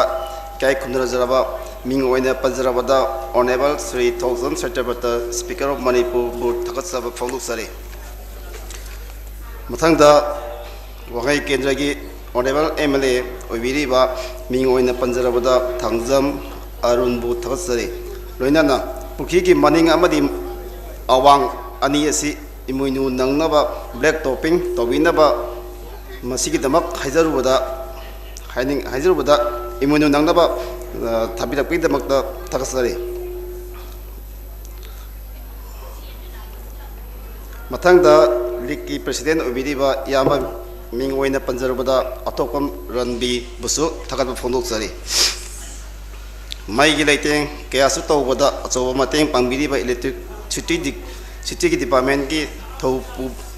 Pubasing Busu Takasari Aikhoigi Thoramasibo Miamda Yahondana Khanwada Chowa Tadang Lobiriba Penamadi Electric Media Singbusu Takasa Punduk Sari Nga Sin Begito Tabak Lobiriba Security Amadi Traffic Keep Mailinaba Mio Kudimapu Toromasida in the Sina Pantok Pada Mateng Pambi Gidamaksu Takasari Laka Sigi Sakot Torang Taminariba Sanaroi Kaya Putoriba MJMC Amadi CSC Anibusu Takapa Fundosari Laibongi decoration Tawada Mateng Pambiriba Arun Enterprise Amadi Nogisa Ten House Asibusu Takat Podosari Hobadigi Loiva Fawa Awana thidana thabak suriba volunteer singbusu thagatsari imunu imagi sebagi damak palla jagoi thangta amadi makal kaya gi thorum langthok piduna miyagi awa pathapam ohen bagi damaksu thagatsari sit sengban tobiriba IFC thomi sing amadi madubu sinbirakba ikai khumnajari be sri El Tomi Devi ex operator 1 number 20 bu thagat phongdoksari aduga hozik Nogin studio live telecast tobiriba bigi damaksu thagat phongdoksari aroibada halamal ima event session 5 punoksu lakpiriba 5 punokku thagat phongdoksari thank you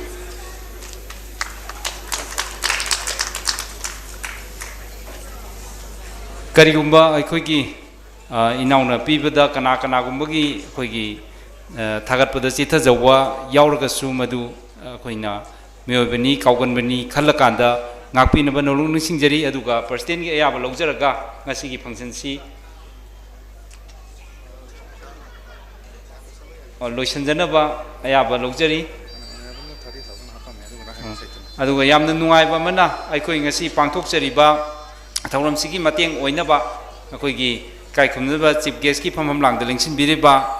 akoigi kai khumnaba thokchom saitabatana lising kunthra amaga su pangbirei mana akoigi hayeng pangthokadoriba sumang lila sumana pangbibani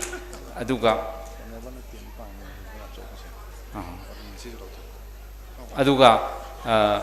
akoigi ngasigi lengbireiba wangkhaigi MLA obiriba Sri Thangjam Arun Kumar nasu lupa lising tara amagasu pangbire haina madugi damaktasu mayam akoi gi sinjalangjir basingi maikai dagi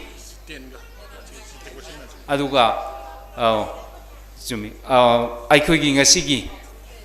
tent ki akoi mathakta keriba selling tawriba mayam chisu akoi gi Arun Enterprises akoi gi inau Ravi Kantana masi chitharambani ado madugi damaktasu ngakpiu Sumba haiba mayamasi pangbirei aduga masida aikoina kitang keno tawbada maigi leiteng semi ba kholiba mayamsi aikoi ngasi tara mari mangani gi mamangdagi semakpani masida aikoi gi liki volunteer singna ahingnungdin naidana masida masada awaba mayam ma khangdana ayingba kya ma khangdana tawba masisu aikoi ahlama oina aikoi gi angang sing buchu habidi aikoi volunteer sing buchu thagat ningi sumai tawdana mayam ma chithaba leirmagasu waru puno winadanaba nolongna aroibo ina pulapna thagatjaraga aduga president ge yabla lawjaraga khoi loisinjanaba amta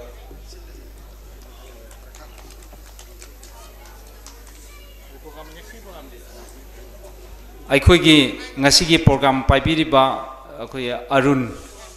aikoigi mathangi program chathabinaba nolongna ningsingjari koi program paibibe inau Arun amtang akoigi Laitonjam Arun na mathang program chathanaba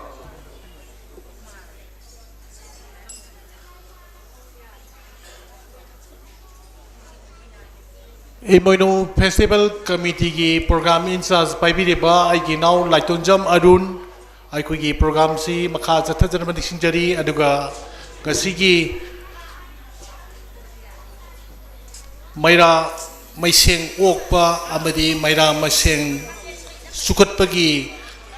akoigi program asi thauram asi matang asida losanjare aduga ngasigi maira maiseng okpa amadi sukatpa asida ikai khumnajariba High School Assembly Constituency gi mire moina laibiriba aduga Manipur Legislative Assembly ki Speaker oine supu biriba ikai khumnajariba Sri Thokchom Saitabratana Imoinu Festival Committee asigi damakta lupa lising kunsa amaga mateng pangbirakpa aduga ngasigi guest of honor gi mafam langda lengchin biriba Sri Thangjam Arun Kumar Honorable MLA Wangkai Assembly Constituency na Lupal Sing Tara amadi ngasigi stage asibu maki semada sangiba kugi pizang sing light sing mateng pangbiragpa masigidamagta ikai khumjariba anibu amuka nasu imoinu festival committee gi maikai digi thagatpa phongdoksari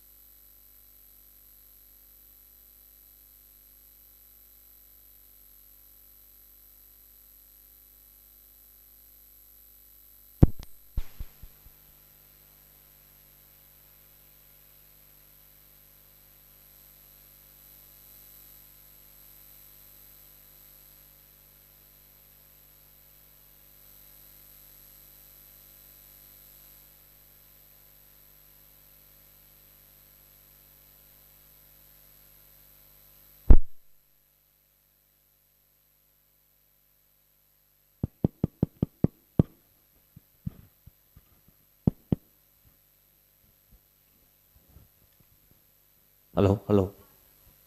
Nipuga taruk suba imoinu festival committee asigi numidangi oiba thoram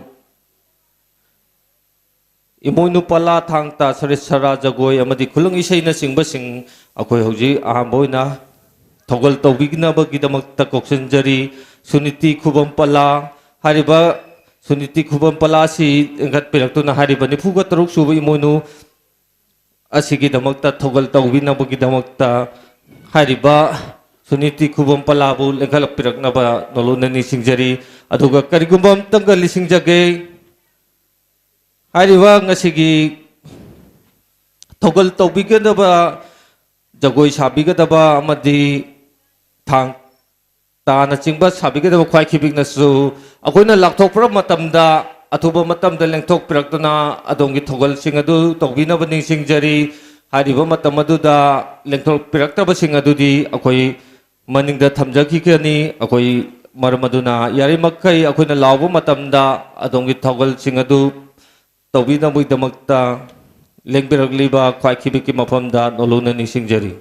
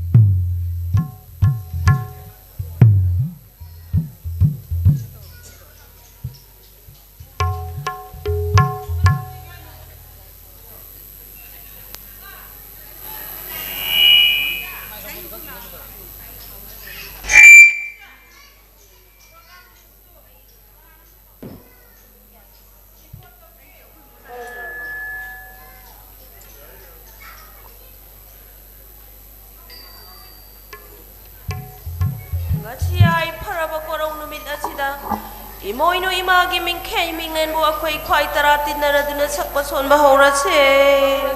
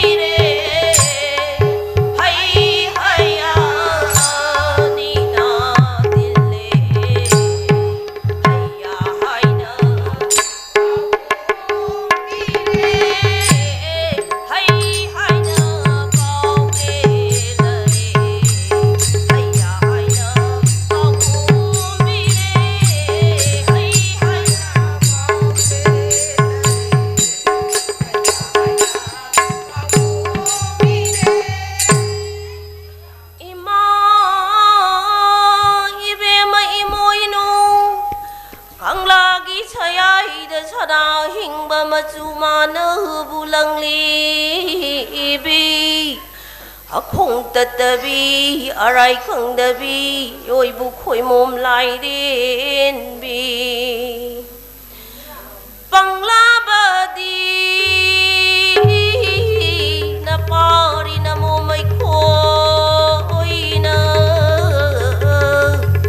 Imaging ang law kadabu,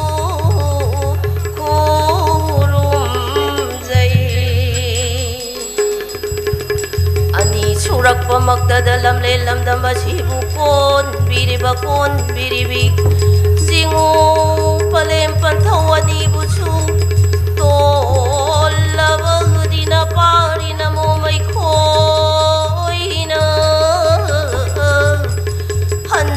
handa mo kurum jay tara khada bunon jari Kupang taralo na jaduna tara adabu ni jari Imoy nu imang iminglel ming kay tabu chakke songe hining jari Lan bachumba TV nu tara adabu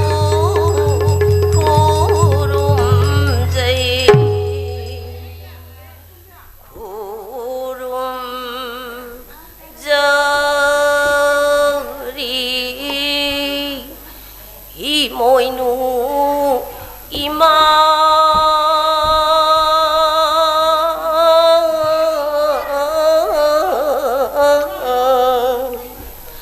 hambal gi mathakta ngan thoi biri bi kurum jari I moy nu ima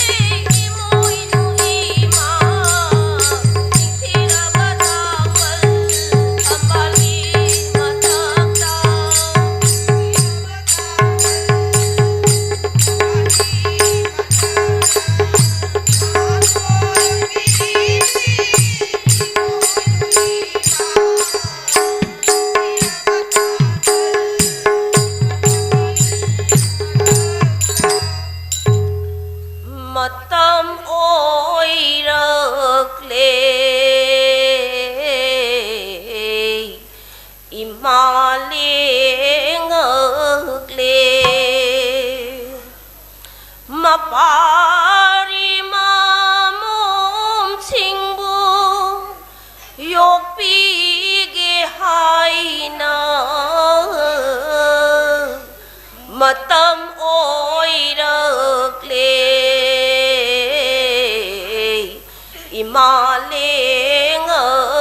imalengakle matam oirakle imalengakle mapari mamombu yopige haina matam oirakle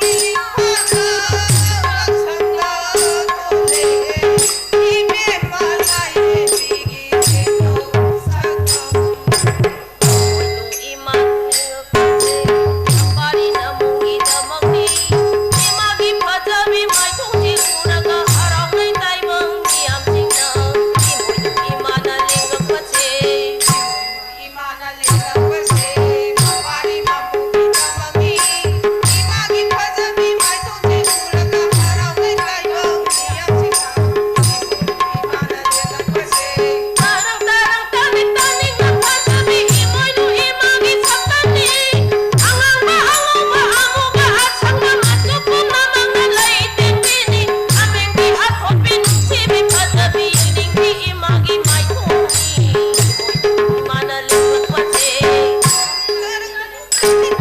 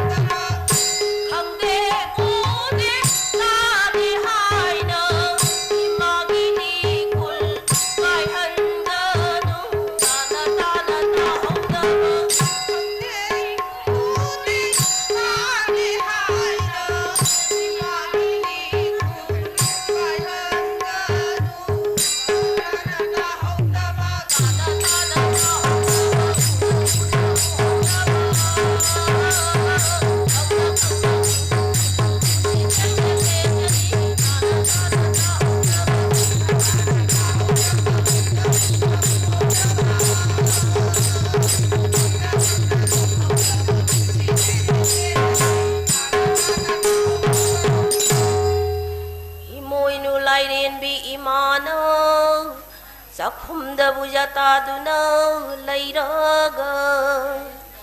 이마기 꼴로이 밍렐디 아콩누 라이렌비 거위도 이마마기 마이올디 막하빵나부 온거니 하이깔라이까 땀바다 막하빵나부 갓거니 이모이누 라이렌비 이마나 사콤다부 야타두나 레이라가 Imagi koloi minglendi akong nulay rembi kawido imamagi mayondi khap ona yataido haika laika tambada makhapang na kakani Imoy nulay rembi imana siyang pudawo yataduna layraga Imamagi koloy minglendi ahom nulay rembi hanabu minggoy Imamagi may kaydi awang pangnabu yatay do Hay kalay ka tambada awang pangnabu katkani Imoy nulay rembi mana sing pudabu layraga Imamagi koloy minglendi ahom nulay rembi kawido Imamagi may kaydi awang pangna yataydo hay nalalay ka tambada awang pangna katkani Imoy nulay rembi imana Punggalay gabu yataduna layraga Imamagi koloy minglendi aray nulay rembi kawi ido Imamagi mayondi nung chupang na yatay do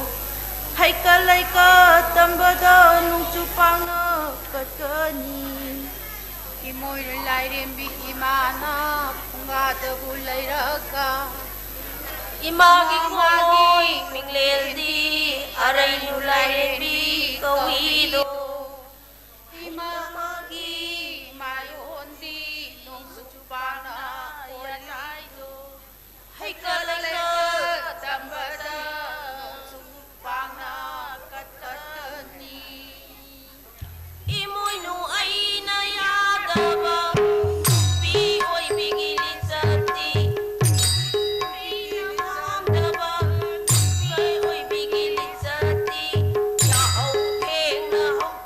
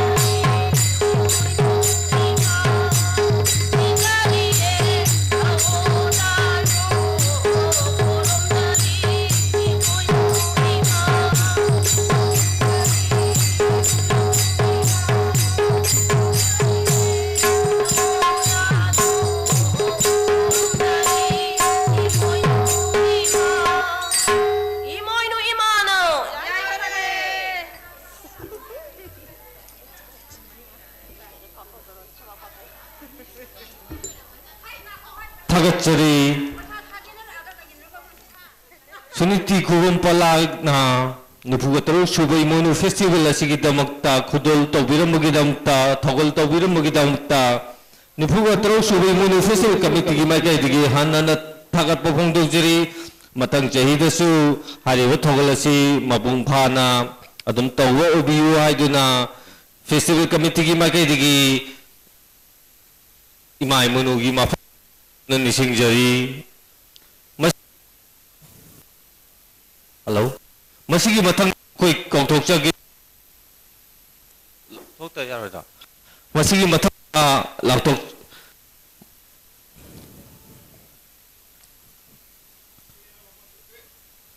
मसीगी मथंगदा अखोई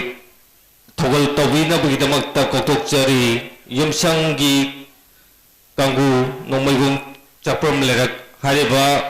कांगू सिगी थोगल तौबिनबगिदमक्ता सिंजरी लांजरीबा निफुगा तरुक सुबी मोनु festival committee लिको केलोपेट्रेस वांखैनी टेम्पुकी मपालगी माइकाइदगी नोलोना निसिंजरी युमसंगी ग्रुप हारिबसिना थोगल तौबिनबगिदमक्ता नोलोना निसिंजरी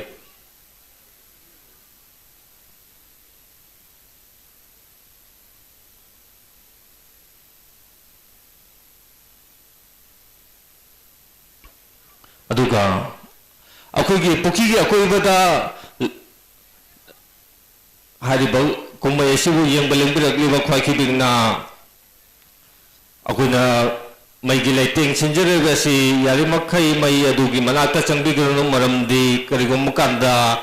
खुदोंथिबा याय मरमदी हारिगी थौरमन ओइबना हारिबदु अखोइदजु रिक्स लेगनी मरमदुना यारिमखै मई थालिबगी मनाक्ता चंबिगनो अमदी हारिबा मई सिंग अदु कनागुमना थातके खोटके हैबतसु खलबिगनो अमदी हारिबा पुखीगी अकोइबदा गाड़ी थौजन बिरकलिबा सिंग अदुसु यारि मखै अदोमदोंगी गाड़ी सिंग अदु मनांगना पता थंबिरम लगा ngasiगी ओइनदी हारिबा कुमैसि लोद्रु फाउदी अदोमदोंगी गाड़ी सिंग अदु मपाना थंबिरम लगा खोंग ओइना लापिनाबगी दमक्ता सिंजल लांजरिबा कमिटी लिको केलोपेट्रेस वांखैनी टेम्पुकी मपाल इमोनु फेस्टिवल की माइकाइदगी नोलुना निसिंगजरी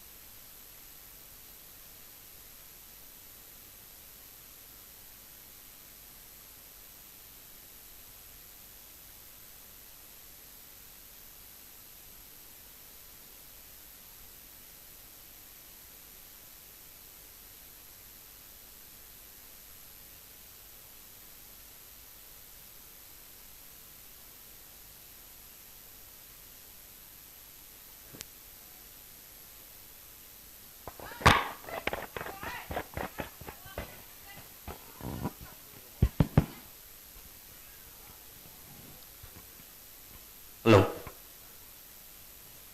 यारि मखै अखोइ थोगल तौबिगदबसिंगना अथवा मतमदा लेंथोकपिरक्तुना अदोमदोंगी थोगल तौबियु अमदि अखोइना लाउजबा मतमदा अदोमदोंगी थोगलसिंग अदु मपुंग फाना पांथोकपिनबगिदमक्तसु नोलोना निसिंगजरी अमदि हारिबा युमसंगी कांगलुकी नोंमैबुंग चप्रम लेरकी दा अखोइना लेजरबसि लाइसरम लंचेनबी नुपी पला हारिबा लाइसरम लंचेनबी नुपी पला सिसु सेम सादुना लेबियु हारिबा सिगी हेंग मथंगदा लिंजेन थोइबी हारिबा लिंजेन थोइबी खोइगी ओजा तलहिबगी मखादा सनर ओरिबा ngasi लाइटिंग असिगी ओजा ओइबा सुजाबोन मखादा लाइटिंग लाइजिंग जबनी हारिबा सनरोसी फेब्रुवारी की तांग अमदगिना अहुम फाउदा पांथोकदौरिबा सब जूनियर नेशनल कंपटीशन दा पार्टिसिपेट तौजगदबा सानोरीनी हरिबा सानोरीसी गी ओइबा थोमसी हरिबा लाइसेम लंचेनबी नुपी पला सिगी हे मथंग लैजै हरिबा सिगी मथंग हे रिबसी बिबियन सारेम अमदी विभान सारेम हरिबा सिगी थवल जगो सिसु तापी तमिबो जाना रामेश अंगोंगी मखादा सनगदबनी हरिबा सिसु थवल तौबिगदबनी हरिबा सि मंगा सुबद लैजै हरिबा सि लेम सा same सादुना लैबिनो गिदमक्ता नोलुना निसिंजरी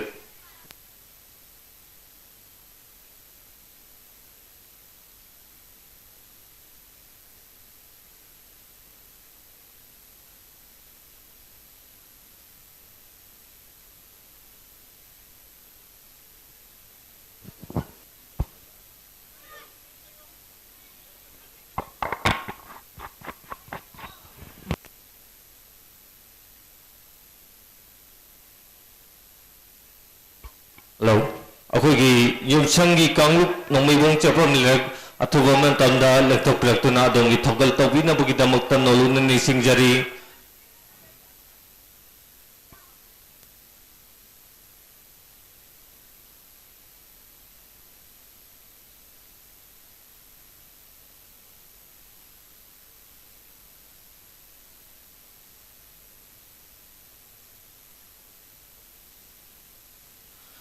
Masih matanda ko kotok sari laisam lanchenbi nupi pala laisam lanchenbi nupi pala hariba laisam lanchenbi nupi pala lengat pilaktuna hariba ngasigi nefu gataruk subi imonu festival asigi thogal tabi nabi damakta sinjal langir bisingi makai degi nolunani singari laisam lanchenbi nupi pala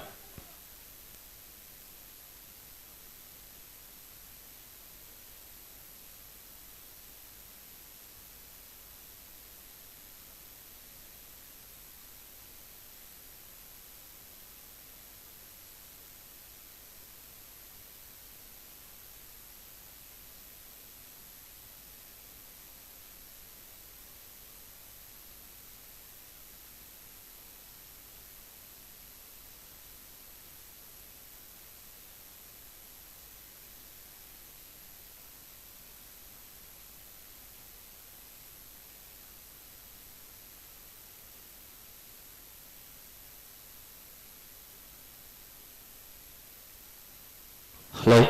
Laisam lanchenbi nupi pala atuba matanda tawal tabi damagdamagta nifugatarok subi imonu festival committee League of Petros wangkay ni tempo gi mapagi makai digi nolunan ni Singjari amadi ngasigi koiba lakpini ba khaki ki mafamda karigumam tam ni Singjage akuna maigi laiteng Singjari ba asigi manakta yari makai changbi dana nolunan ni Singjari maramdi maigi oiba karigumba short circuit nung leramba yai aduna yari makai maigi manakta changbi dana ba amadi aduna changba kanda kayam kanda tatpa kanda su hari wani fuga taruk subi imonu festival gi lighting ona Singjari maigi lighting simut ki pa yari makai aduna maigi manakta changbi dana ba noluk nang Singjari amadi puki gi agoi bada koi ba lakpiri ba singna su adongi gari sing adudi puki gi aibadi lerak singda khambira maga puki gi agoi bada di thabilaktana ba nolunan ni Singjari aduga hariba laisam lanchenbi nupi pala asigi mathangda akoi lingjen thoibi gi thangi lighting asisu sarugya nabai damakta lingjen thoibi husu sem saduna lebiu haiduna sinjalangje rugi singi maike degi nolunan ni Singjari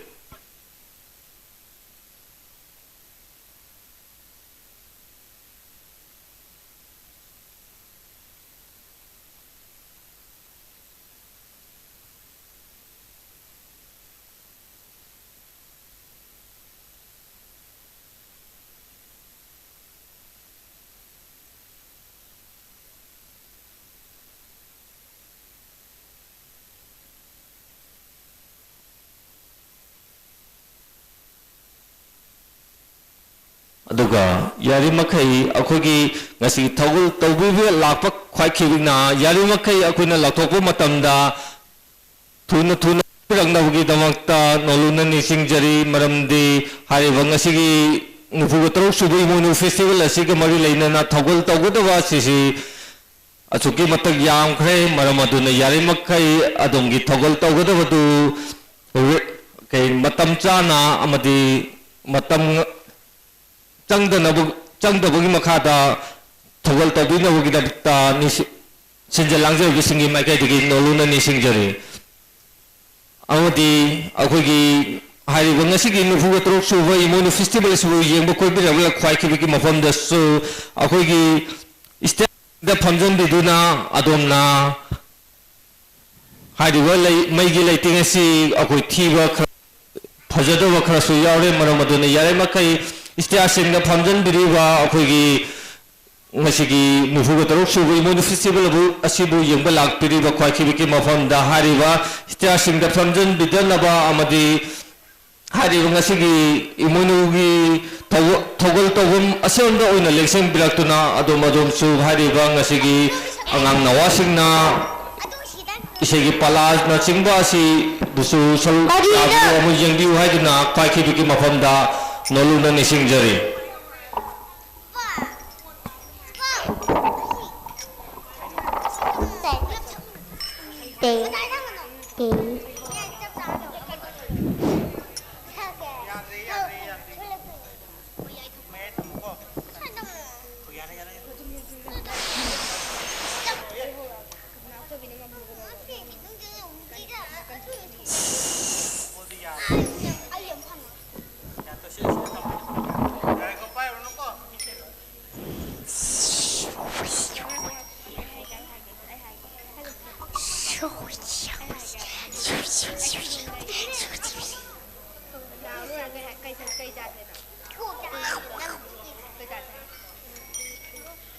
Imoinu mari munglen mikai khoi khwai tara dinner sakchon da hoje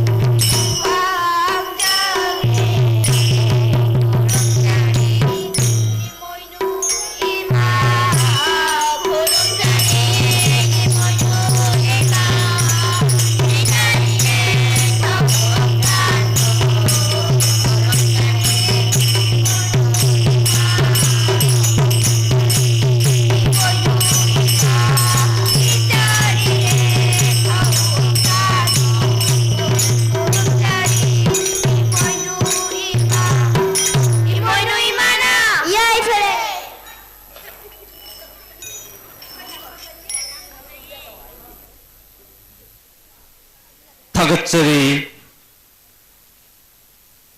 ꯂꯥꯏꯁꯝ ꯂꯟꯆꯤꯟꯕꯤ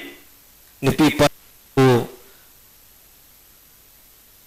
निफुग तरु सुबई मोनु festival committee की माइकाई दिगी हन थागत पर फोंदोकचरी हारिबंग निफुग तरु सुबा Imoinu festival के सिगी थगल तबिखिबा Laisam लचिन B नुपी पलागी है मथंगदा खोइना कौतोकचरी लिंजन थोइबी हारिबं लिंजन थोइबी सि ओजा तेलहैबगी मखादा सानरोई सानरीबा सानरोय अमनी ngasi gi lighting asina oja surjabon gi makhata lighting jabani hadi ba sanaroi si lagi ba February gi tang amadegina tang ahum phau pangthok ka doriba kanglai kaina kumai da pangthok ka doriba sub junior national competition da participate tawugadaba aduma sanaroi amani hariba lingjen thubi si ngasi gi निफुग तरु सुबई मोनु festival commit असिगा थगल तविना मंगदाउता नोलुना निसिंगजरी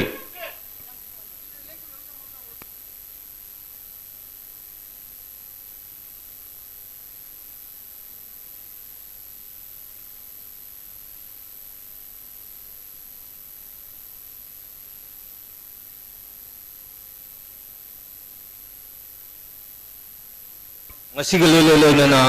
हारिबंगी निफुग तरुक सुब Imoinu festival येंबल लेंबिरक्लिबा ख्वाखिब की मफम दसु करिगुम अमता निसिंगजगै हारिबंगी Maggi लेटिंग ओइना सिंजरिबा असिगी मनाक्ता यारे मखै चंगबिगनु मरमदि हारिबसि करिगुम कांदा असोयंगा मथोकपा यावबा याय मरमदुना अखोने सिंजरिबा Maggi लेटिंग सिंगसिदा कनागुम्बा मा पासिंगना अंगांसिंग पुबिरक्तुना मई लेटिंग ओरिबा मनाक्ता Changan बिदनबसु होनबियु हाइदुना निफुग तरुक सुब इमोनु फेस्टिवल कमिटी की माइकाइदगी नोलुना निसिंगजरी हारिबंग असिगी थगलसि लिंजन Thoibi Matangi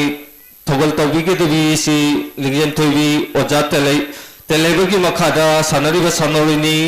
ngasi lighting asina oja surjabon gi makhata lighting jabani hariba sanori si February gi tang amadagina ahum phawba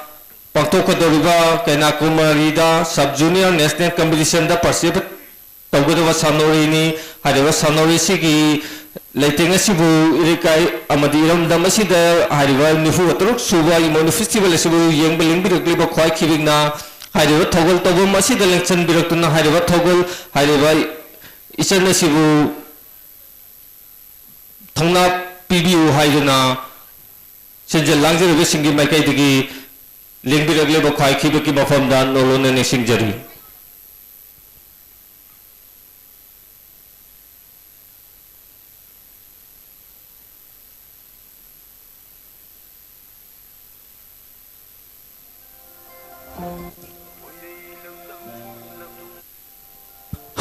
hello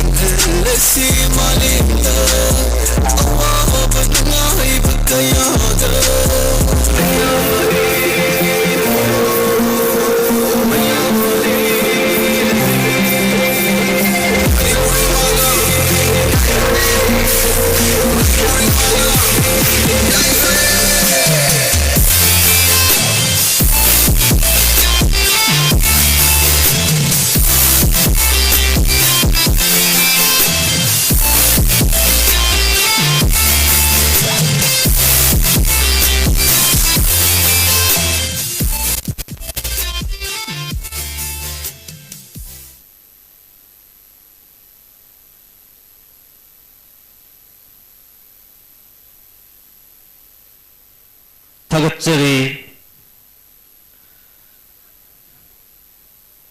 Munu Festival Committee makai dagi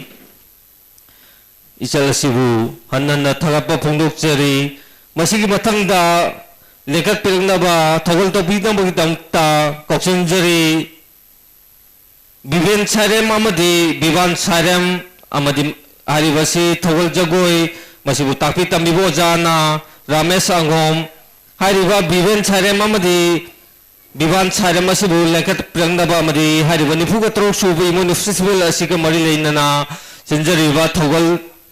jagoi isegi oiba thogol asida thogol tobidamakta nuruna nisingjari masigi heng mathangda sem saduna lebiu morangtem luchingbi maibi jagoi masibu takpi tambibo jana oja tomba hariba sisu hariba Biben Sarem amadi Biban Sarem asigi heng mathangda thogol tawina bukta noluna ni singjari yari makai akoina koktokpa matamda tuna thokpiraknaba ni singjari maramdi hariba ngasigi program asi adugi matik yamna lei maramaduna yari makai adomna tuna thokpiraknaba gidamakta noluna ni singjari aduga ngasigi hariba nifuga torok subi monu festival sibu yengbeling bedegli khwai khibi ki mafam dasu noluna amuka nani singjage maigi lai basigi nagyata aibadi maigi manakta pamba khotpa adu yari makai tobida gidamakta noluna ni singjari maramdi maigi oiba tharamnina adomsu karigumada khudong thiba thokpa yai maramaduna mai mutpadi lari adongi thawai mangba yai maramaduna yari makai hariba maigi mafam leiba singdadi khwai khibigna hariba mafam sing aduda chingchen changbidanabugi damakta noluna ni singjari maramdi mai mutpadudi lari adongi thawai oina mangani maramaduna yari makai hariba maigi lighting singjari sing adugi manakta yari makai changbidanabugi damakta noluna ni singjari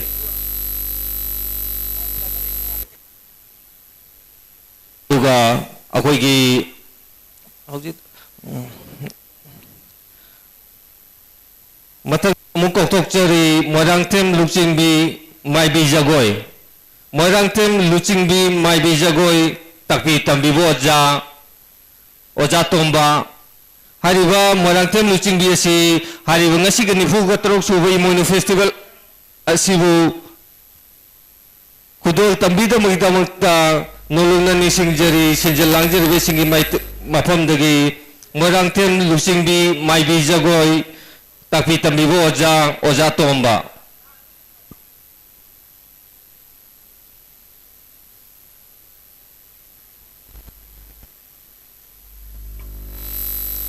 hello Moirangtem Luchingbi maibi jagoi takpi tambibo oja tomba yari makai hariba nifuga torok suba imonu festival asiga mari leinana thogol tobine haibugida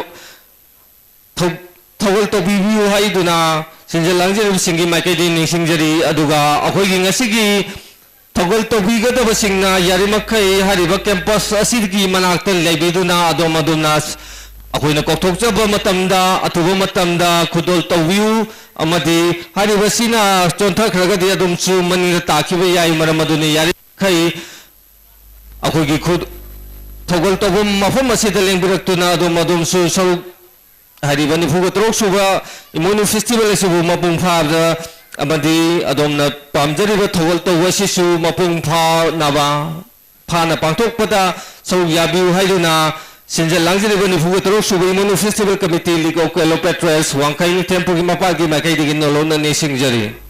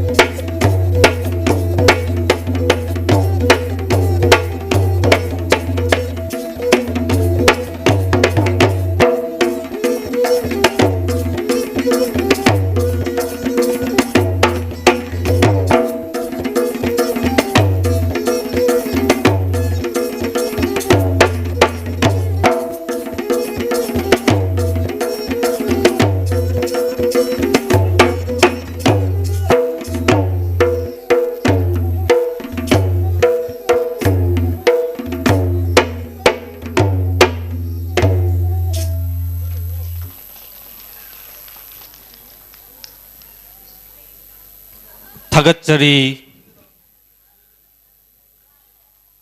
मरक थेम लुबी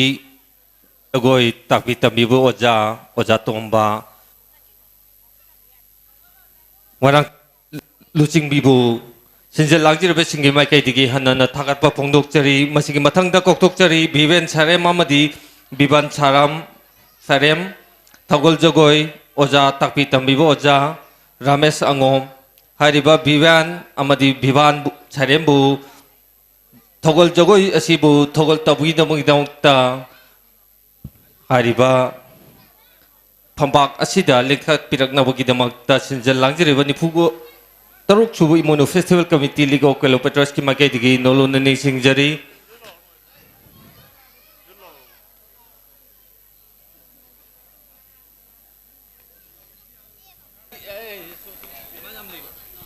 हारिबा निफुगो तरुक सुबु immuno festival असिबु सिंजल लागजिरबे सिंगी माइकई दिगी हारिबा नुमित असिदा कोइबा लेंबिरकलिबा ख्वाइखिबिगी मफमदा अखोइना Maggi लेटेंग क्या सेमजरिबा सिबु की मनाक्ता यारे मखई लेंसम बिदनबकी दमक्ता नोलुननी सिंगजरी अमदी हारिबा विवेन सारेम अमदी विवान सारेम थगल जगोय सिगी हेक मतुंगदा same सादुना लेबियु कोंथोकजम ब्रेनी पांथोबी सैथारोल साबिगदबना दाइना खांगेमबम अमदी सेली खांगेमबम हारिबा सिसु सेम सादुना लेबियु अमदी मसिगी हेक मथंगदा इमुनु थगल जगोय Rita and the Heart Party hariba imoinu thogol jagoi sisu sem saduna levidam tada nolona ni singjari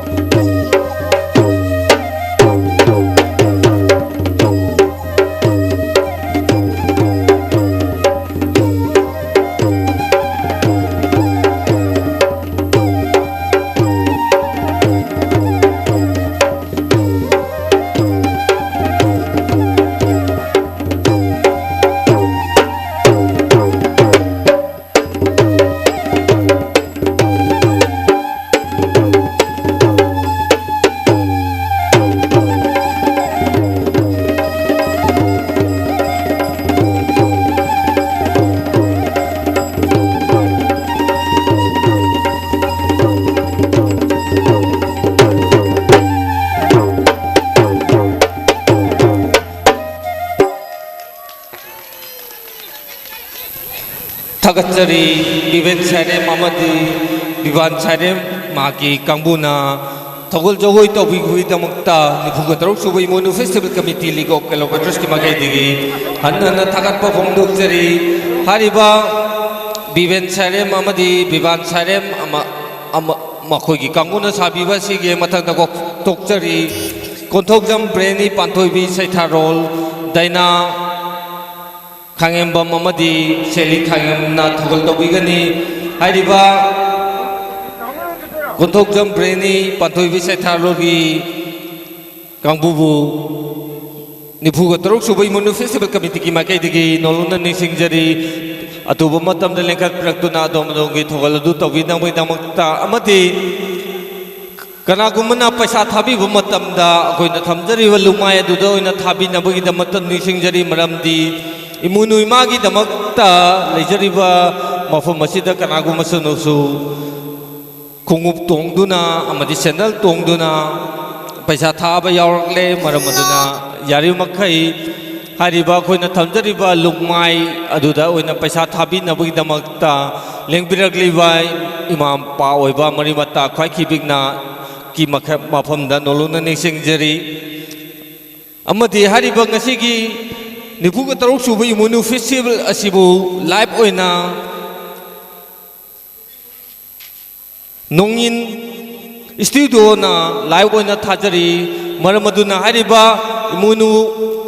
नोंगिन studio असिगी अखोइना थमजरीबा camera असिगी ममांगदा लेफ्सन बिदुना कनागुमना अदोम अदोंगी video clip नुं नंबदा नमनिंगबगी दमक्तबु दु ओइरागसु हारिबा कैमरा असिगी ममांगदा लेफ्सन बिदनबगी नोंलु ननि सिंगजरी मरमदी हारिबासी अखोई लाइव थाजरीबनी नोंगिन स्टूडियो कनागुमदा अदोम अदोंगी खंगनबदासु अदुम पाउ पीबीबा याय हारिबा नोंगिन स्टूडियो असिदा चंगबिरगा अदोम अदोंगी हारिबा निफु तरुक सुबी इमुनु फेस्टिवल सिबु यंगबिउ हायुदुना अदोम अदोंगी मरी मता सिंगदसु हाइबी नबगी दमक्ता नोलुननि सिंगजरी हारिबासी हारिबा नोंगिन स्टूडियो असिना ngasi nifu ga taruk subu imunu festival sigi damakta live tharibani maramaduna yari makai hariba khoigi camera lejari mafam sigi mamangda yari makai changbidana hariba live asibu mapung phana masak thajana pangthok pada saruk yabiu haiduna noluna ni singjari hauji koksenjari kontok jam brainy pantoibi saitharol मसिबु साबिगदबा खुदोल तौबिगदबा सिंगदुदी दाइना Khangembam अमदी सेली खांगेंबम हारिबा दाइना खांगेंबम अमदी सेली खांगेंबम मसिगे मथंगदा अखोइना थमजरी इमुनु थगोल जगोय इतेमरिता अमदी मागी कांगु मागी मिंखै खरदंग सैसक Saitha जरमगे अयोल rural ngakpiyu Chang Châu Chip Na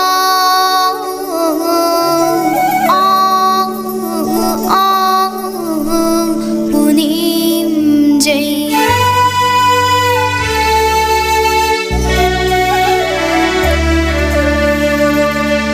Yakari Kundili Ya Thokli Lam Thokli Harau Mapung Paragli Nungai Mapung Paragli Paragli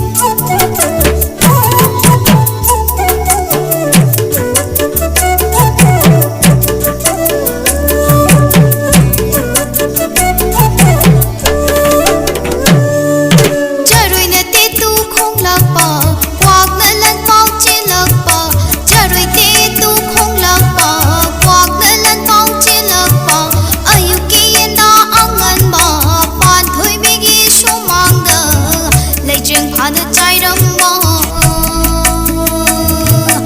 까나노다 하유 까나노다 농복닝 타오나 하는 농복닝 타오나 하는 농복닝 타오나 하는 반토이비부 빰브는 짜이브네 찡니 짜이브네 찡니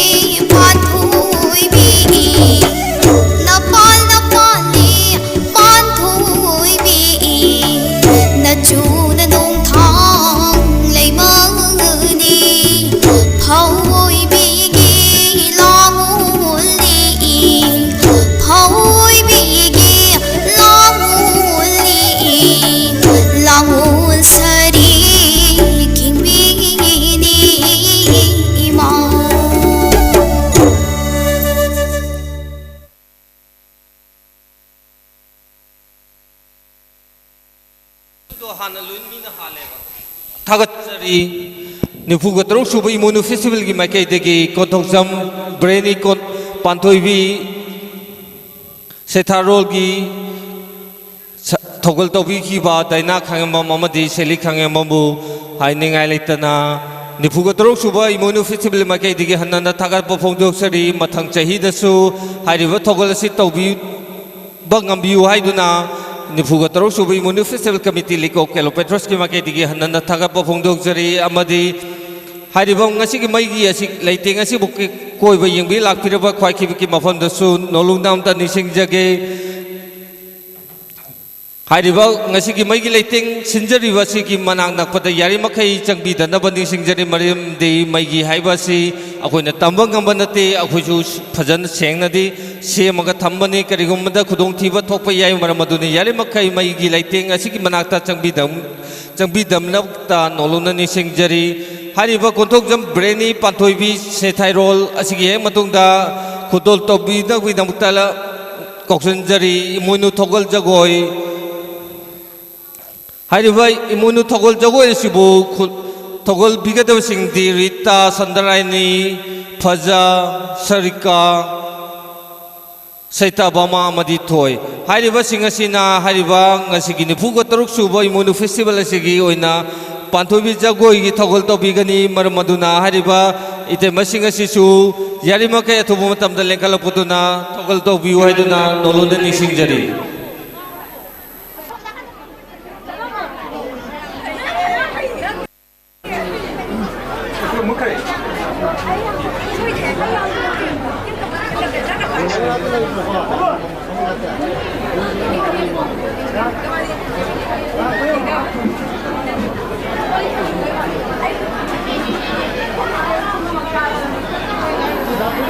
अदुगा अखोई कनागुमना हारिबा अखोई थोगल तौबीबा मतमदा अदुमना पैसा थाबिनिंगबा सिंग अदु यारे मखै अखोइना थमजरिबा लुमाय अदुदा ओइना थाबिनबगी दमक्ता नोलोन सिंगजरी अदुमना पैसा अदु स्टेज कादुना थारा मतमदा अदोंगी पैसा सिंग अदु चाइदुना खोम जनबा खोट जनबा अमागी मतम अमा चंगबा मरमना यारे मखै अखोइना थमजरिबा लुमाय दुदा थम्बिरगा अदुम अदुमना अपामबदु अदुम तौबियु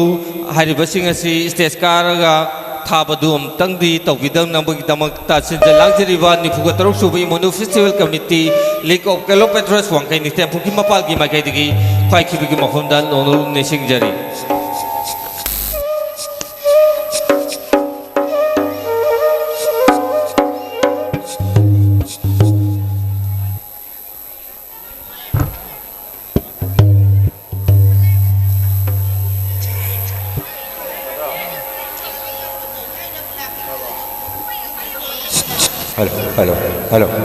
Hello, testing, hello.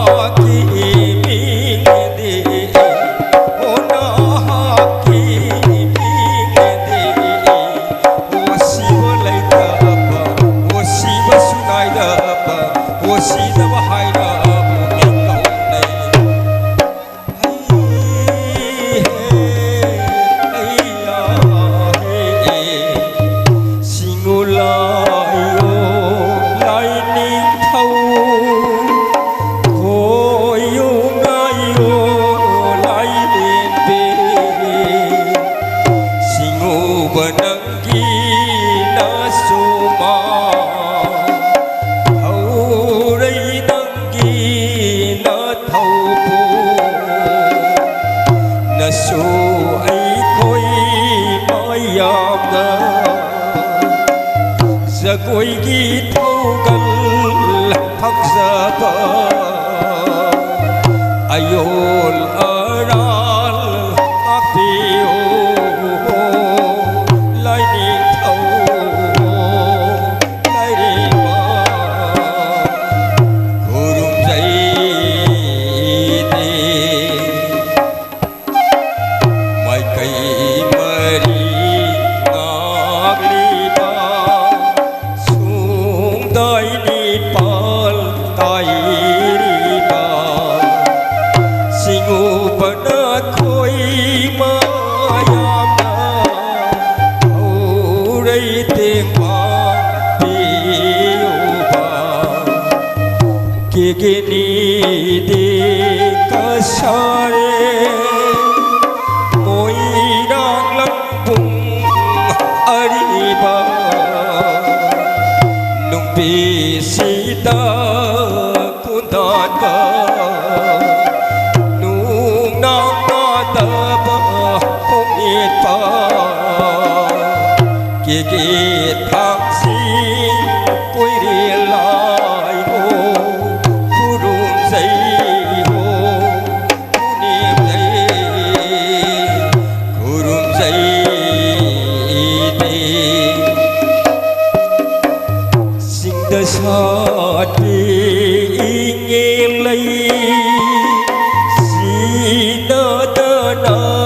kiet ki pa ho kalagi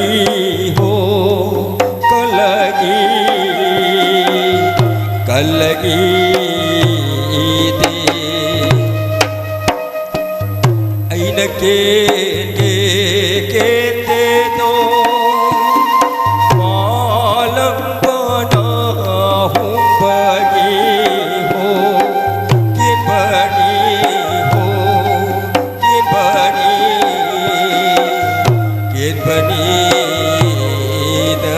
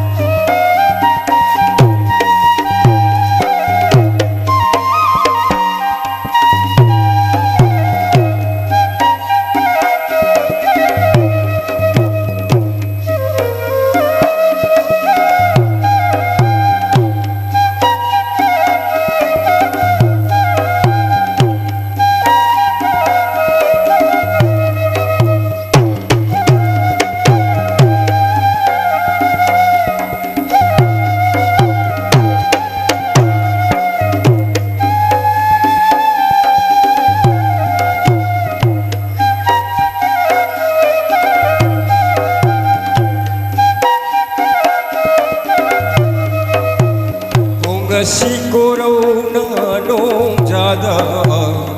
ngasi ko raw na nong jada o yai pa pum pum na asida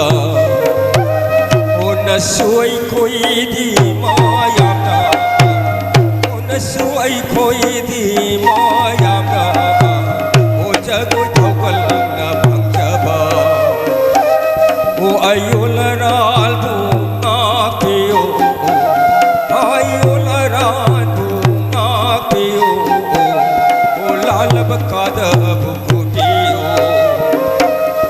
Manipur Sanana Pumayo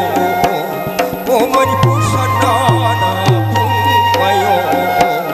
O Laina Thapa Dilata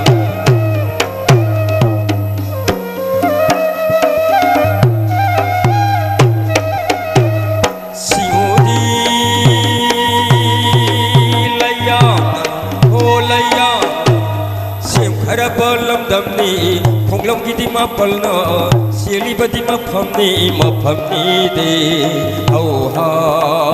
Hayana Seda Auha Hayana Seda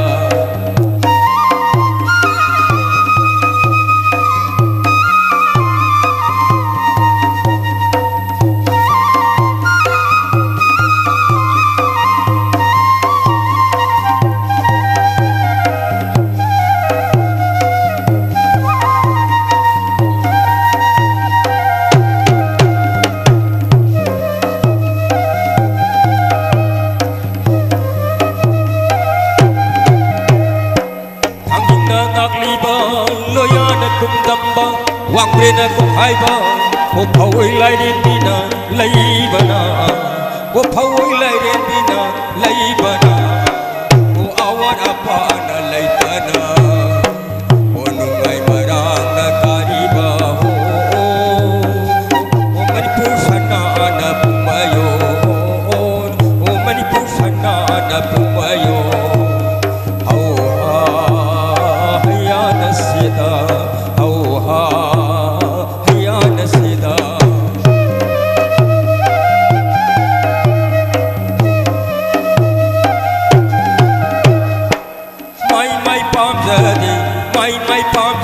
Nakuna layam pumbasi, nakuna layam pumbasi. Noksin na bayamalli, noksin na bayamalli, noksin na bayamalli, noksin na bayamalli. Ay dingam jaroy, ay dingam jaroy. Oh ha, ayana sida, oh ha, ayana sida.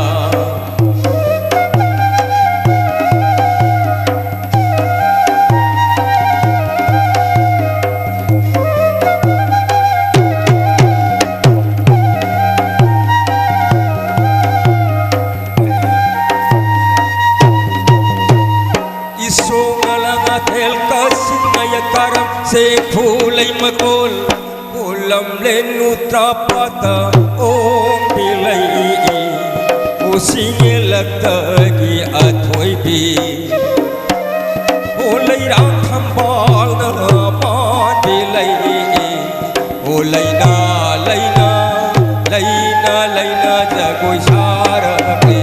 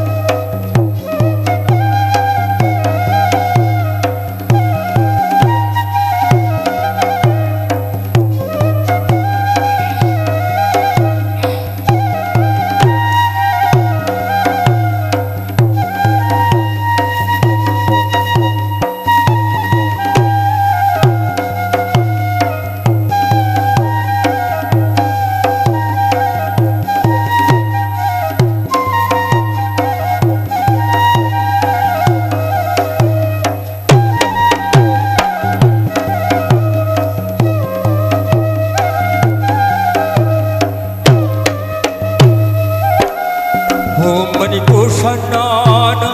Pumayo O Khoyum Lai Na Kunda Phao O Sangwa Thitona Tholi Be O Khaina Yang Ko Na Moni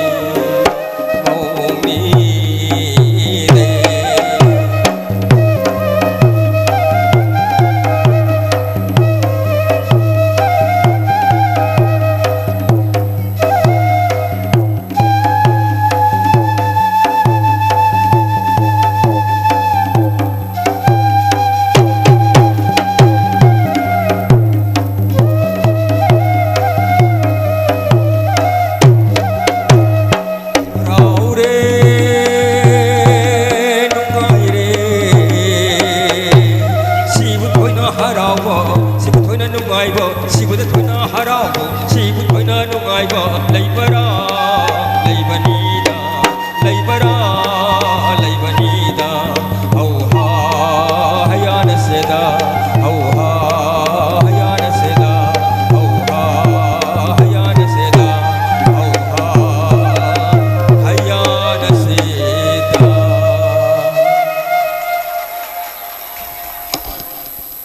Thagatsari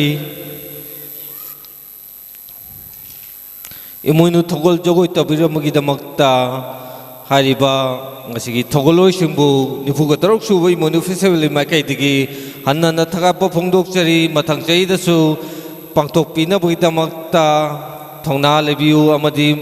Pangtok Pina Bugidamagta Nolona Nisingjari Matangda Koksanjari Maitei Jagoi Hagrujam Tomtin Nganba Amadi Hagrujam Lanchenbi Takpi Tambiboja Singlemba Hariba Maitai Jagoi Hagrujam Tumtin Ngamba Madi Hagrujam Lanchenbi Haribang Ngasigi Nipuga Tarok Suba Imoinu Festival Committee Gimaikai Tegi Togol Topina Bugino Makta Noluna Nisingjari Masigi Matang Dehek Sem Saduna Laibina Bugina Makta Kwai Kibiki Mafamda Noluna Nisingjari Association for Pongna Memorial Art and Rural Development Services Thawal Wangkem Oja Mohindro Hariba Oja si Association Asiki Kangbusu Matam da Seng Sauduna Lebina Bugdamukta Nolunan Singjari Atubo Matam da Lengsem Birang na Banding Singjari Maitei Jagoi Hagrujam Tomtin Ngamba Madi Hagrujam Lanchenbi Takpi Tambibo Jau Singlemba Atuba Matamda Hariba Nifuga Tarok Suba Imoinu Festival Asigi Togol Tobida Mugidakta Nonglong na Nisingjari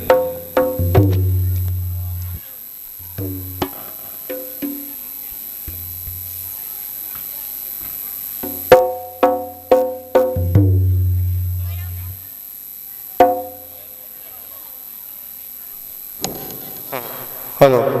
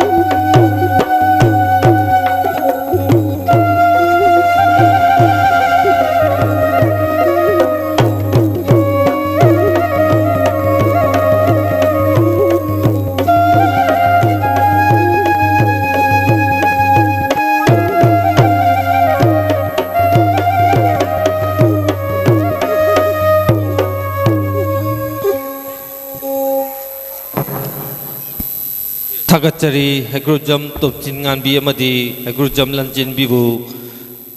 निफुगा तरुक सुबई मोनु festival committee की माइकैदिगी हन्नना थागतप फोंदोकचरी मथंग चहिदसु अदुमबु थगल तौबीदमगिदमता पांगबियु हाइदुना नोलुन निसिंगजरी खुदोल तौबीनबगिदमता मसिगी तापिउ तंबिगी ओजा चिंगलेन बुसु चिंगलेन बबसु निफुगा तरुक सुबई मोनु festival committee की माइकैदिगी हन्नना थागतप फोंदोकचरी मसिगी मथंगदा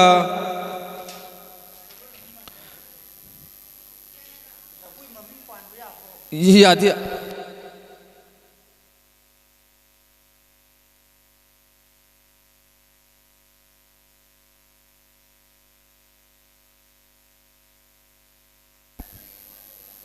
Association for Pongna Memorial Arts and the Rural Development Service Thawal Wangkhem Masibu Tapi Tambibo Oja Mohindro Hariba Association for Pongna Memorial Arts and the Rural Development Service Thawal Wangkhem gi Kambu Atuba Matam de Lekhat Piraktuna Hariba Nifuga Trok Subai Monu Festival Asibu gi Thawal Tawiba Sida Lengkat pirang na bagida magta sinjal lang jira bisingi magkaitigin nolunan ni singjari.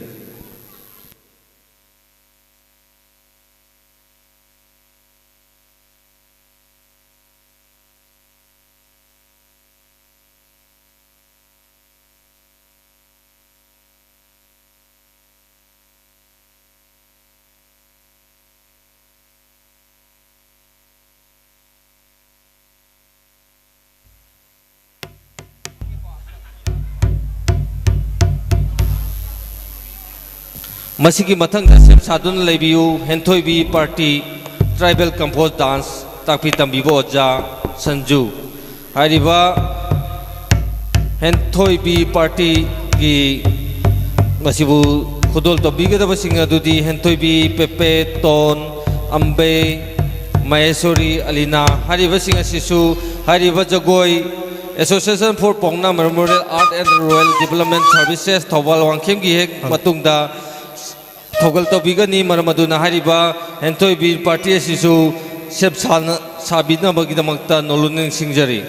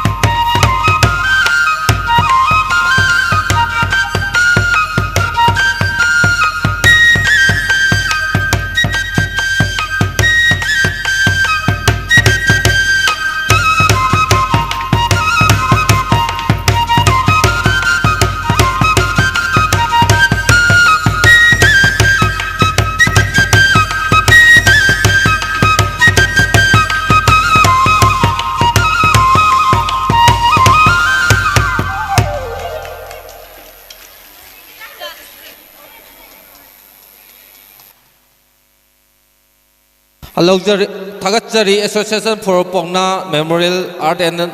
Royal Development Services Thawalwang Kembu Nipuga Taruk Suba Immunicipality Makai Digi Hanana Thagapa Pongdok Jari Matang Chahidasu Hariba Adum Adungi Tawal Tawi Badu Lingbirak Nawi Damaktasu Nipuga Taruk Suba Immunicipal Committee Makai Digi Noluna Nixing Jari Masigi Matang Sem Saduna Lebiu DBI and the Har Party Tapitam Biboja Girish Pritam Biki Masibu Togol Tobigo Singdi Abemcha Mitoy Toysana Citra Amadi Jennifer Hariba Togolo Sing Asin Atubumatam da State Lekar Praktuna Haribani Fugat Taruk Subai Monu Festival Asibu Togol Tobina Bogidamakta Sinjal Langjir Basingi Makai Digi Noluna Nixing Jari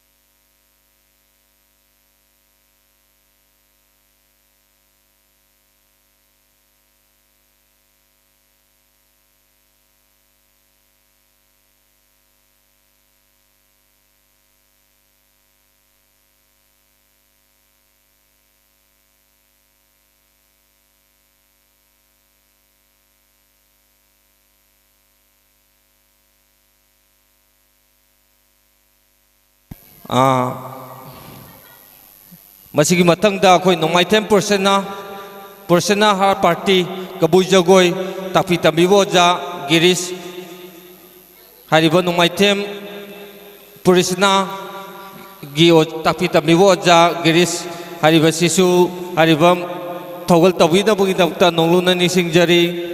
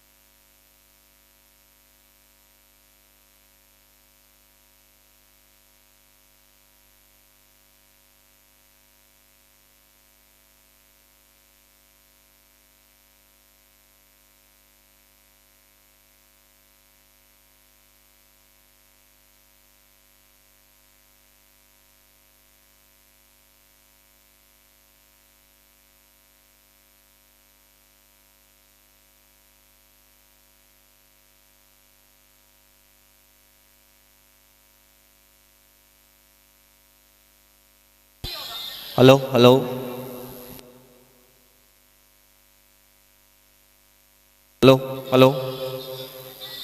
नोंमाइथेम पुरसिना माकी कांगबु कबुई Jagoi Tapi तमिबो ओजा नोंमाइथेम तापी तमिबो ओजा गिरीश मसिबु थोगल तौबिगदब नोंमाइथेम इसिता नोंमाइथेम अथोई सनिया जेकी पुसिंदा माये सुशील अथुब मतमदा थोगल तौबिदमुगिदबता नोलुननि सिंजरी हरिवा थोगल तौबिगदबसिंग अथुब मतमदा लेफेक पिरंगनबा ख्वाइखिबी की मफम नोलुननि सिंजरी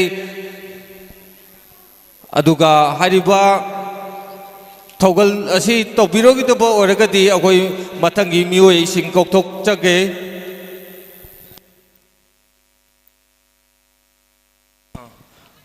hello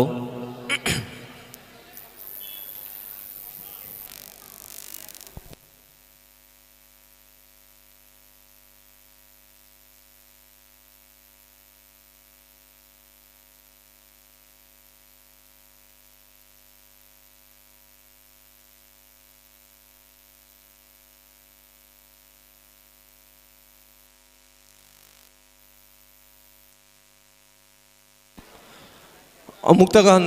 कौशन जगे Divya and the heart party ताकि तंबीबो ओजा गिरीश पितम बिकी मसिबु थोगल तौबिगदबा अबेमा अबेमचा मिथोई थोइसना चित्रा जिनिफर अथुब मतम द स्टेज काफत प्रक्तुना हारिब निफुग तरुक सुब Imoinu festival असुगी दमक्ता थोगल तौबिदमुक्ता नोलुना निसिंगजरी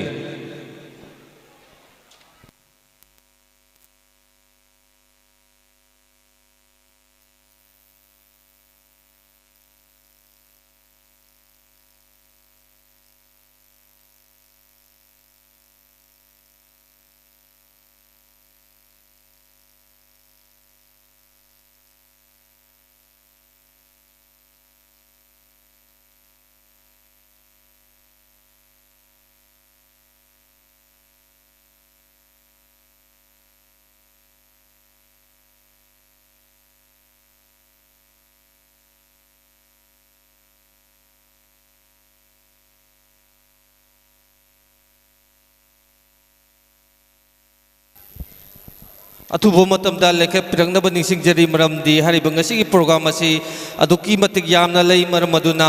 akoina kokthokpo charappa matamda thuna lengthok pirangnab nisingjari maramdi hariba program asi aduki matik yamkhre maram aduna ngasi gi thogol tobiwa lingbirakwa khwaikibigna akoina lokthokchaba matamda adom adumna athuba matamda lengthok piraktuna imunuma gi damakta thogol tobiwa singatu mateng pangbiu amadi thogol tobiu haiduna निफुग तरुक सुब Imoinu festival committee की माइकैदिगी नोलुननि सिंगजरी अमदी ngasi हारिबा इमोनु festival सिबु कोइबा लेंबिरगलिबा ख्वाइखिबिंगनासु मागी थोगल तौब मसोंदा लेमसिंग बिरक्तुना अदम हारिबा जगोई सिंग असिबु सु मियंग ताबिउ हाइदुना सिंजिल लांगजरबिसिंगी माइकैदिगी नोलुननि सिंगजरी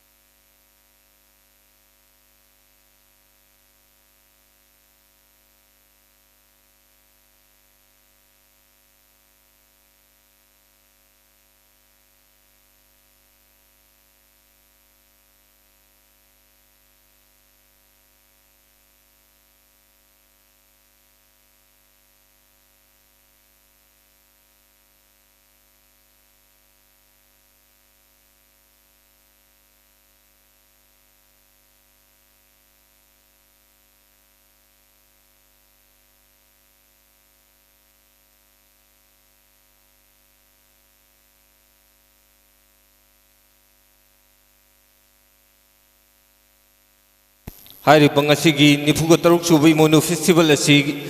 nungin studio na live telecast tawjaribani adom adongi marimata arapata Guwahati amama Delhi da labor so maduda haibiraga nungin studio da changbiraga adongi hairiba nifu taruk subai monu festival asibu live oina yengbiu haiduna khwai khibiki mafam dan ningsingjari hello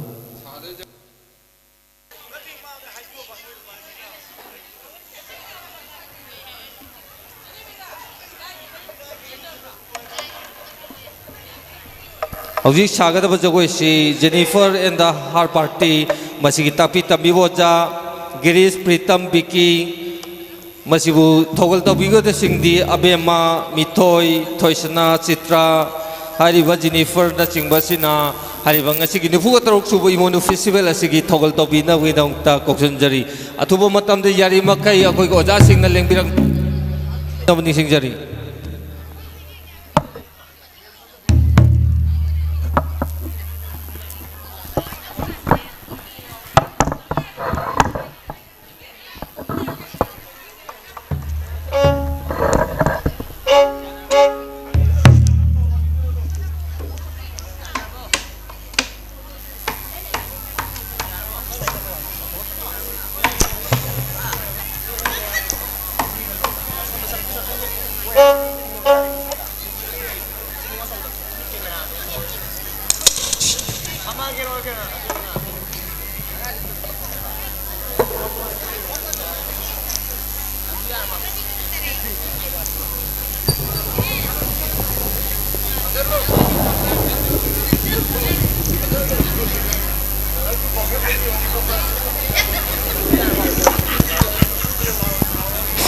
Hello, Jane.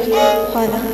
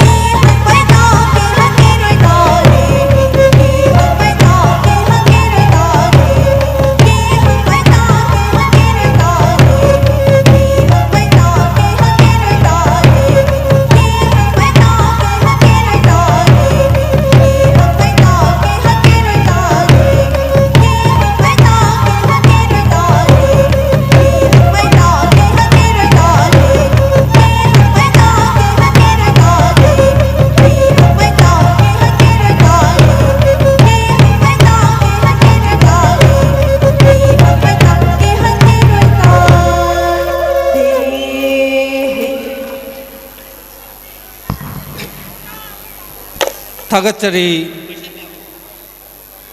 Jennifer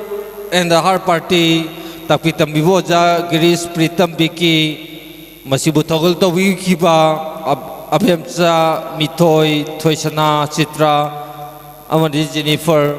Harivasing Su,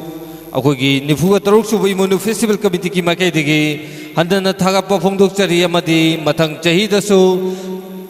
Hariva Asumna, Togol Tobang and Bibo, Ubiu Haiduna, Sinjal Langjar Bisiki Maketigi, Noluna Nising Jari, Masiki Matanta Koikokchari, No My 10% Pursina, and the Har Party, Kabu Jogoi, Masibu Tapi Tambivoja, Giris, Masibu Togol Tobika Basinga Dudi, No My 10 Isita, No My 10 Atoy, Sonia, Jackie, Pusinda, Mahesh, Susil, Haribasing Asinang Asigi, Nipuga Taruk Suba, Imunu Festival Asiga Marilaina na Haribaka Bujagoy, Asibu, Togol Tawigani, Haribasiki, Matangda, Kona Tamjirvasi, Lajarvasi, Laitonjam Rusinda, and the Har Party. Hariba Tribal Kambo Dance Asibu. Tapi Tambivoja, Sanju, Masida Togol Topiga Singadudi, Rosinda, Sana, Punika, Neha, Jessica, Mohes, Sonit, Binit, Big Jackie, Rohit, Ronit, Hariba Singasina, Hariba, Nomaitem, Pursina, and the Har Party, Kabujago, Sigihe Matungda, Togol Topigani, Masigihe Matangda Akam, Masige matang the Pretty Party, Tribal Kambo Dance, Oza, Tapita Mibo Oza, James, Hariba Singasina, Matang Lejare, Maramaduna, Hariba Singasisu, Sem Saduna Lebiu, Maramdi, Akogi, Toromasi, Karayambo, Iva Maramna, Adumadumna, Togol to Vivo Matamda, Ngana Tovina Muitapta, Sinjal Langjar Basingi Maketigi Noluni Singjari Haribasi Nipugatrok Suba Imunu Festival Committee Maketigi Nishingjabani Amadi Haribang Asigi Nipugatrok Suba Imunu Festival Sibukoi Valembri Kwai Kiviki Mafamda Noluni Nishingjaba Amaga Nishingjagem Akoy na sinjari ba may gilayteng kaya sige manakta yari makay chang bidalo baning sinjari maramdi may haywasi kudong tingay oibo nga ta oibo na karigong mada kudong tiba thopa yay maramado na yari makay may manakta chang biganu amadi lengbire wala kwai kibing na so hariwa Imunu Festival asibu yang lengbire wala kwai kibing na so Hariba Imunugi Sanglen Asida Lexem Biroctona Habidi, Kubomosida Lexem Biroctona, Hariba Jago Isai Singa Sisu, Ming Tabi Haiduna, Kwaiki Piking Mafam Danoluna Nishingjari.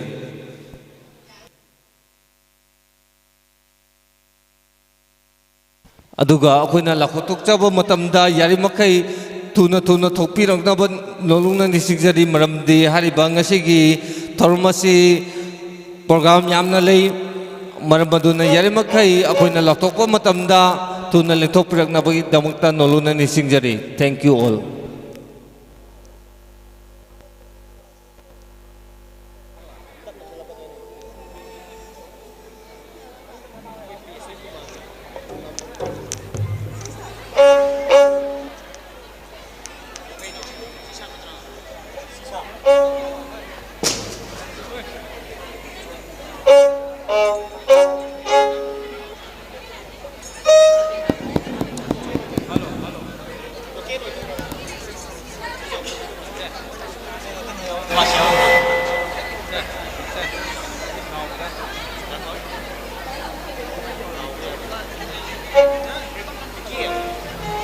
Aduga kerengum tangga nising jage ni fuga taruk suba Imunu Festival asiga mari lainana ako ginungin studio na koi live telecast tawjari maramaduna hariba nongin studio sigi camera leriba sigi mamangda yari makhel lepsin bidar bakki damakta sinja luxuriba nifu taruk subai mono festival committee gi makai gi nolon singjari akhogi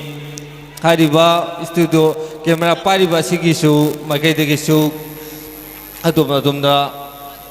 paujin hajabado yari makhai hariba camera gi mamangda lepsin bidam na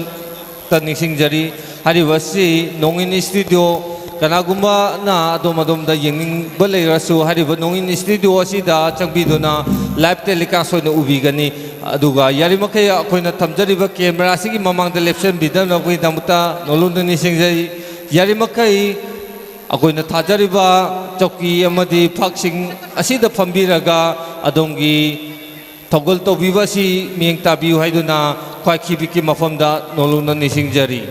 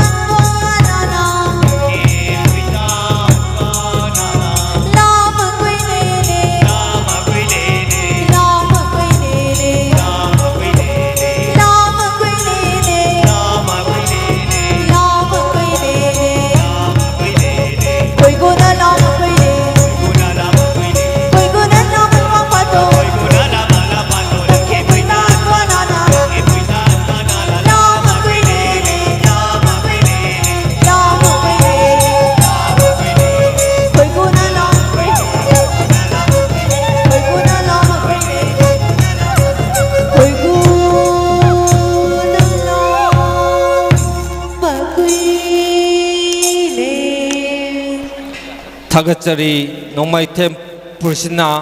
मागी कांगबुना कबु जगोई साबिरमैदमक्ता सिंजलांजिरबसिंगी माइकैदगी हन्नाना थागतप फोंदोकचरी मसिबु ताकपि तंबिगिब ओजा गिरीशपुजु हन्नाना थागतप फोंदोकचरी मथंग चहीदसु ओजा गिरीशना तंबिदुना हारिबा नोंमाइथेम पुरसिनागी कांगबुना थोगल तौब ngambibो oibiu हारिबा ngasi हौजिकी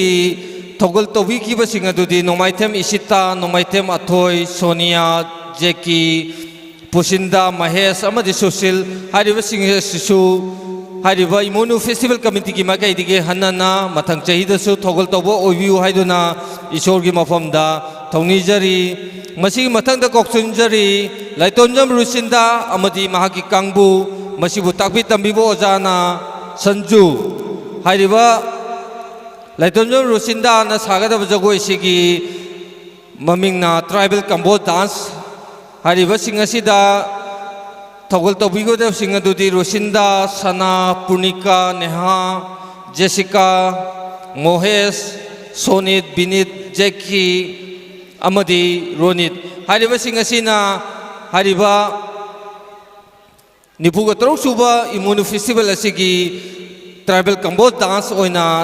थोगल तौबिदमैदमक्ता कोक्सिनजरी अथुबा मतमदा लेक्सन बिरंगनबैदमक्ता सिंजलांजिरबसिंगी माइकैदिगी नोलुना निसिंगजरी हारिबा Laitonjam Rosinda and their party tribal combo dance ताकपि तंबिबो ओजा संजू मसीद थोगल तौबिगदबसिंग अदुदि रोसिंदा सना Purnika Neha Jessica Moses Sonit Binit Jackie अमदी सोनित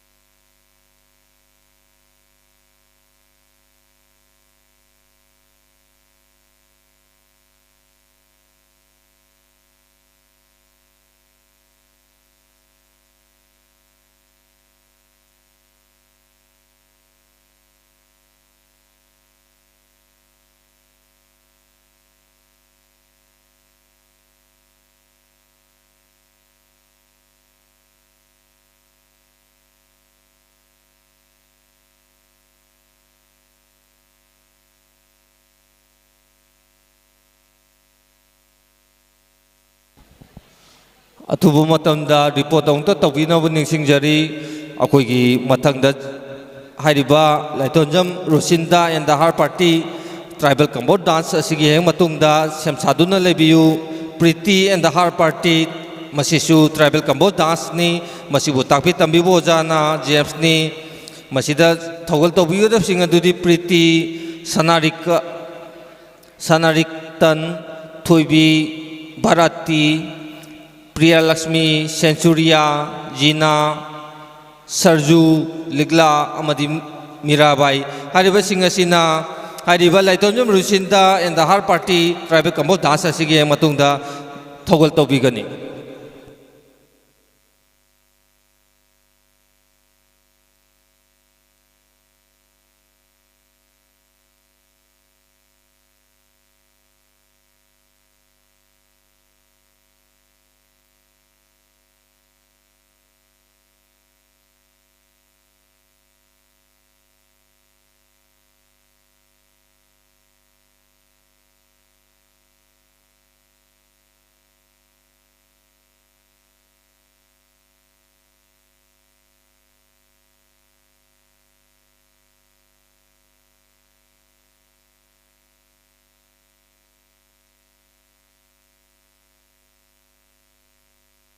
अदुगा अखोइगी निफुगा तरुक सुबा इमोनु फेस्टिवल असी अखोइ ꯅꯣꯡꯏꯟ ꯁ꯭ꯇꯨꯗꯤꯑꯣꯅ ꯂꯥꯏꯚ ꯊꯥꯖꯔꯤꯕꯅꯤ ꯃꯔꯝ ꯑꯗꯨꯅ ꯍꯥꯏꯔꯤꯕ ꯅꯣꯡꯏꯟ ꯁ꯭ꯇꯨꯗꯤꯑꯣ ꯑꯁꯤꯒꯤ ꯑꯩꯈꯣꯏꯅ ꯊꯝꯖꯔꯤꯕ ꯀꯦꯃꯦꯔꯥ ꯑꯁꯤꯒꯤ ꯃꯃꯥꯡꯗꯗꯤ ꯌꯥꯔꯤꯃꯈꯩ ꯂꯦꯞꯄꯤꯗꯅꯕꯒꯤꯗꯃꯛꯇ ꯂꯦꯡꯕꯤꯔꯛꯂꯤꯕ ꯈ꯭ꯋꯥꯏꯈꯤꯕꯒꯤ ꯃꯐꯝꯗ ꯅꯣꯂꯨꯛꯅ ꯅꯤꯡꯁꯤꯡꯖꯔꯤ ꯍꯥꯏꯔꯤꯕꯁꯤ ꯅꯣꯡꯏꯟ ꯁ꯭ꯇꯨꯗꯤꯑꯣꯅ ꯊꯧꯒꯜ ꯇꯧꯕꯤꯕꯅꯤ ꯑꯃꯗꯤ ꯑꯩꯈꯣꯏꯒꯤ ꯂꯦꯡꯕꯤꯔꯛꯂꯤꯕ ꯊꯧꯒꯜ ꯇꯧꯕꯤꯒꯗꯕꯁꯤꯡꯅꯁꯨ ꯌꯥꯔꯤꯃꯈꯩ ꯑꯊꯨꯕ ꯃꯇꯝꯗ ꯊꯧꯒꯜ ꯇꯧꯕꯤꯔꯒ ꯍꯥꯏꯔꯤꯕ 43ꯁꯨꯕ ꯏꯃꯣꯏꯅꯨ ꯐꯦꯁꯇꯤꯚꯦꯜꯁꯤꯕꯨ ꯃꯄꯨꯡ ꯐꯥꯍꯟꯕꯤꯌꯨ ꯍꯥꯏꯗꯨꯅ ꯈ꯭ꯋꯥꯏꯈꯤꯕꯒꯤ ꯃꯐꯝꯗ ꯅꯣꯂꯨꯛꯅ ꯅꯤꯡꯁꯤꯡꯖꯔꯤ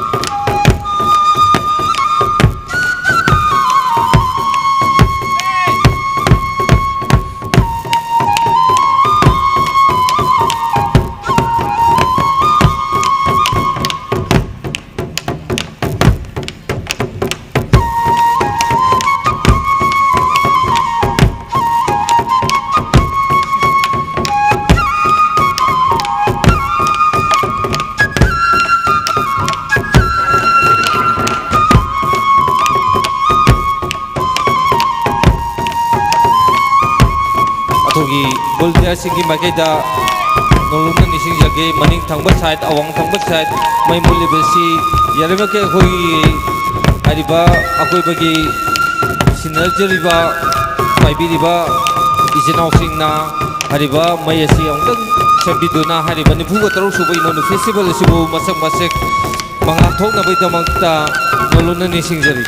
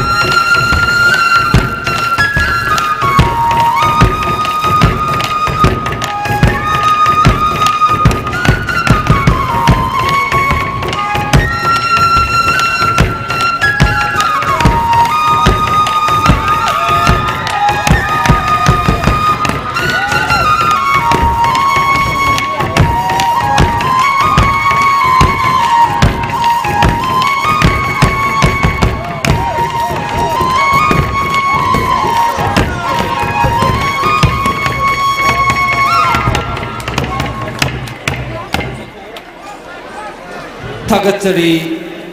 लाइटोंजम रोशिंदा अमदी महाकी कांगबुना ट्राइबल कंबो डांस साबिरमोंगिदमता थोगल तोबिरमोंगिदमता मसिबु तापी तमिबोजा संजू मसिबु थोगल तोबिगुसिंग अदुदी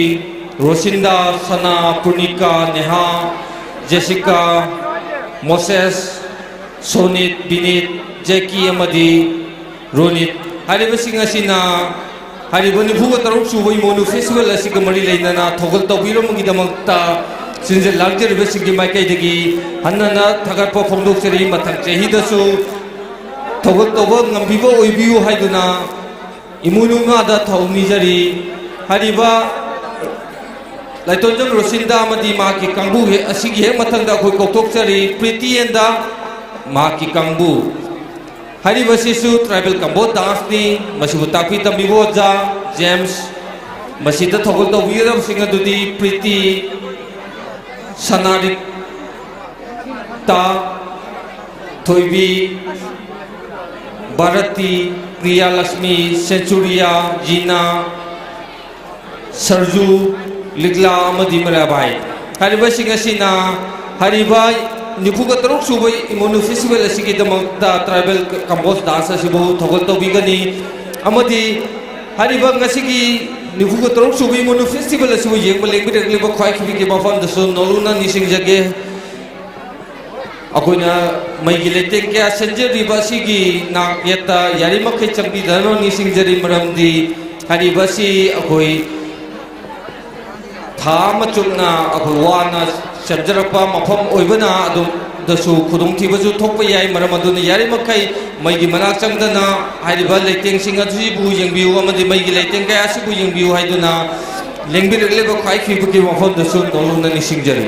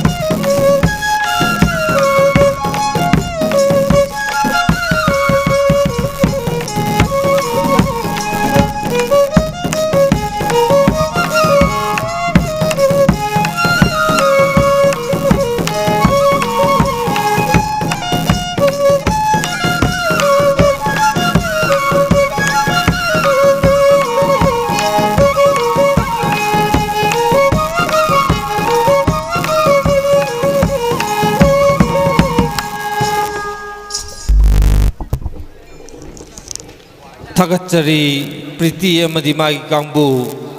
Sabigi jagoi tribal compose dance masibu tapi tambibo ja James masibu thogol tobiu sing adudi Priti Sanarika Tonthoi Barati Priyalakshmi Centuria Jina Sarju Ligla amadi Marai Bai hari basing asisu nipuga taruk suba imunu festival committee ki magai digi hanana thagap phongdok chari mathang chahi dasu hari basing asisu thogol tobang ambiu haiduna imunu magi mafamda thongni jari nipuga taruk suba imunu festival ki magai dagi amadi hari ba ngasi festival asibu yengwa lakpri ba khwai khibak na akhoi gi community asi khatang kuthaba kharaju leibani maningda phamiba chokida thari basi unaboi damakta yari makhai mamangda leiba sing adu khatang phamda biraga tungda choki nung ama mada phami basi unaboi damakta su honabiu amadi hariba nifuga taruk suba imunu festival asibu mapung phan biu haidona nolon singjari maramdi Haribasi ati kari sunate ima imunu gidamakta koila irat thoni jabani aduga hariba ngasigi imunu festival asisu nongin studio na live telecast tawjari bani hariba sigi asisu kwai kibigna yengbiu amadi adom nasu kanagumada imunu hariba tempur gi mapan gi imunu festival sibu ming tahan bagi damakta haining balega su hariba niun studio adu da changbiraga adongi hariba ngasigi nipu taruk su imunu festival wangkai ni tempur gi mapal league of calopetras hariba sigi through the changbiu haidona nolona ni singjari aduga yare makai Lengbireba khwai khibek na maningda thariba chauki sing adu phambireba sing adu gi mamangda lepireba sing adu phamda binaba gi damakta nolon singjari masigi mathangda koksunjari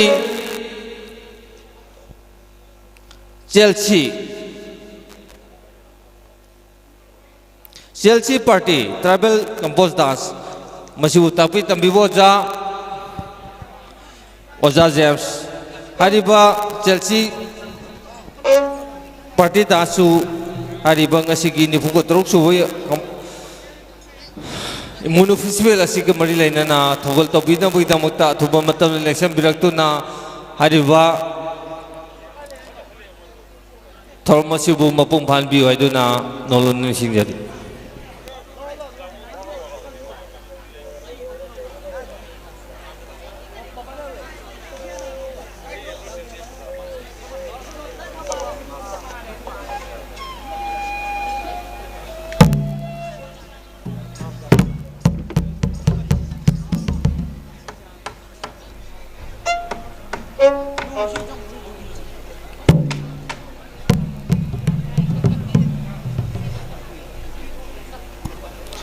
hariba Chelsea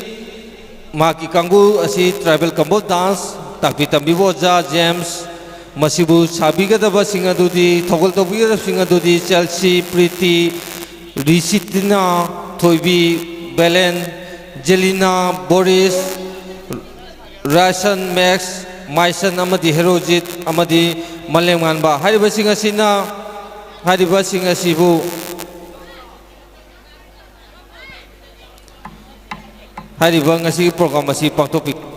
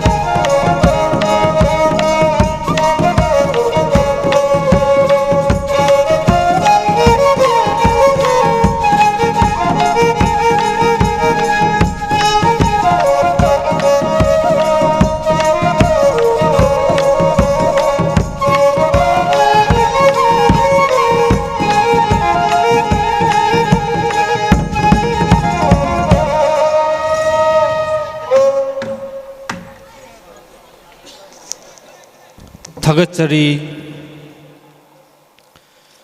Nipuga Taruk Suba Imonu Festival Asiga Marilena na Chelsea amadi Maki Kambuna Sabiba Tribal Compose Dance Tapi Tambibo James Masibu Khodol Togol Bigi Basinga Dudi Chelsea Pretty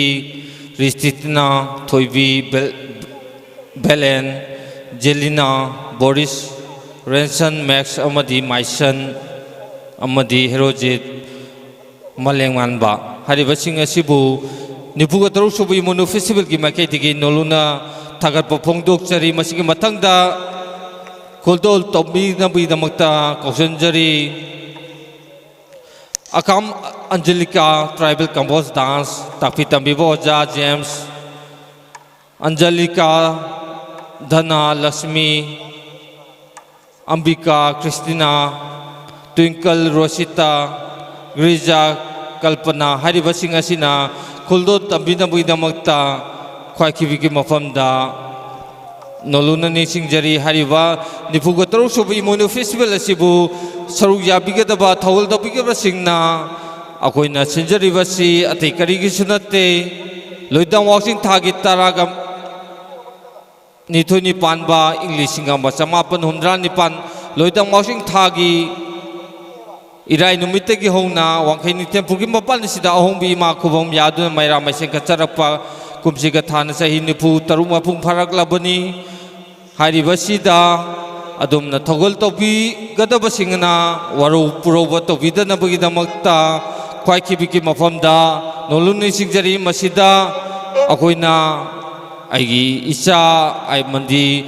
Akoigi Committee Asigi Mafamda Sinba Khotpa Amta Lejate Maramaduna Haribasigi Damakta Su Kwakibik Lengbirak Liba Thawan Towining Basingnasu Masigi Damakta Waru Vidana Bagitapta Kwakibiki Mafamda Noluna Singjari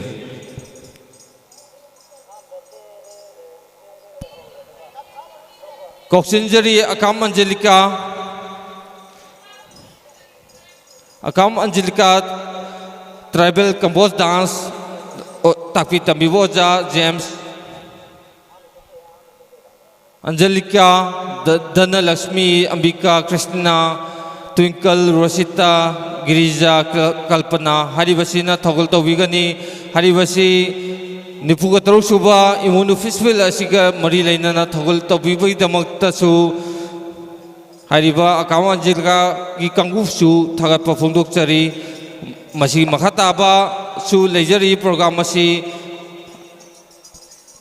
Aduga Akoigi Maigi Laiteng Kaya Sibu Yengba Lakriba Kwakibiki Mafamda Su Noluna Singjari Maram Di Hariba Maigi Laiteng Asi Semba Gi Manakta Yari Makai Changbi Dana Bagidamakta Su Kwakibiki Mafamda Noluna Singjari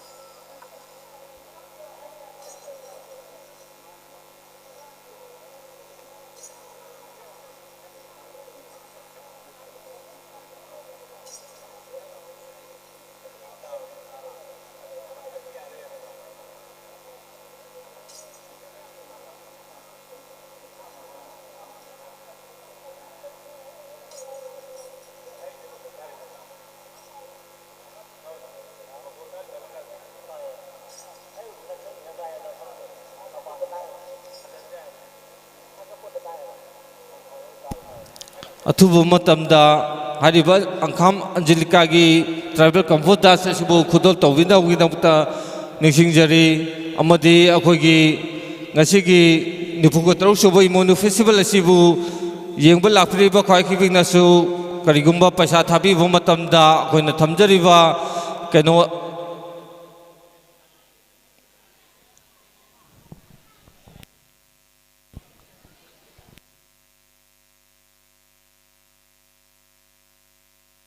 makada thabinaba ningsingjari mathak karaga paisa thabiraba matamda akoida khudong chadaba khara lei maram aduni yare makhai hariwa paisa thabiningba singnasu akoina thamjariwa mafam aduda thabinabagi damutta noluna singjari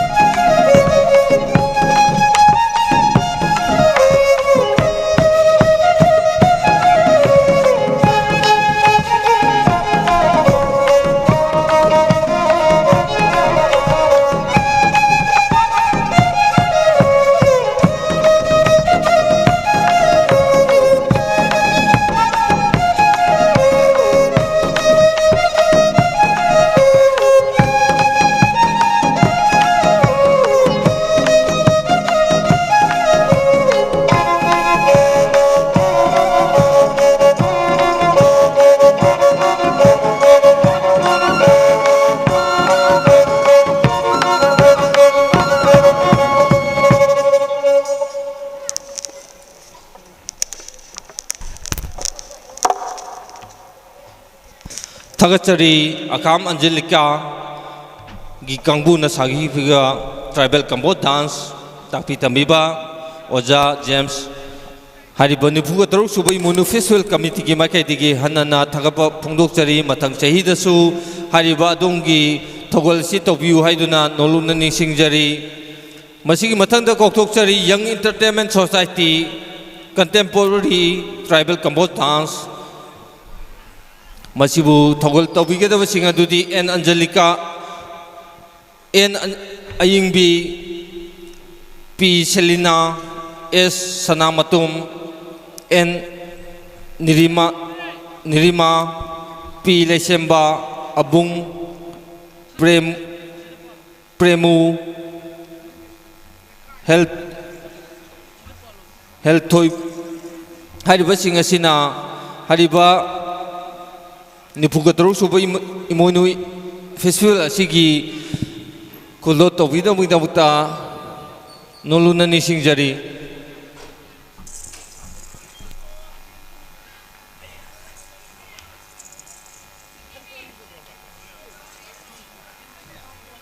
Koksinjari Young Entertainment Society Contemporary Tribal Combo Dance tapi tambibo Oja Gandhi en Ayingbi P Selina S Sanat Matum en Nirina P Lesemba Abung Prema Helema Thoy hariba singasina hariba nipugatro suba Imunu festival asi kamari leina na kudol tabida muina mutta kautok sari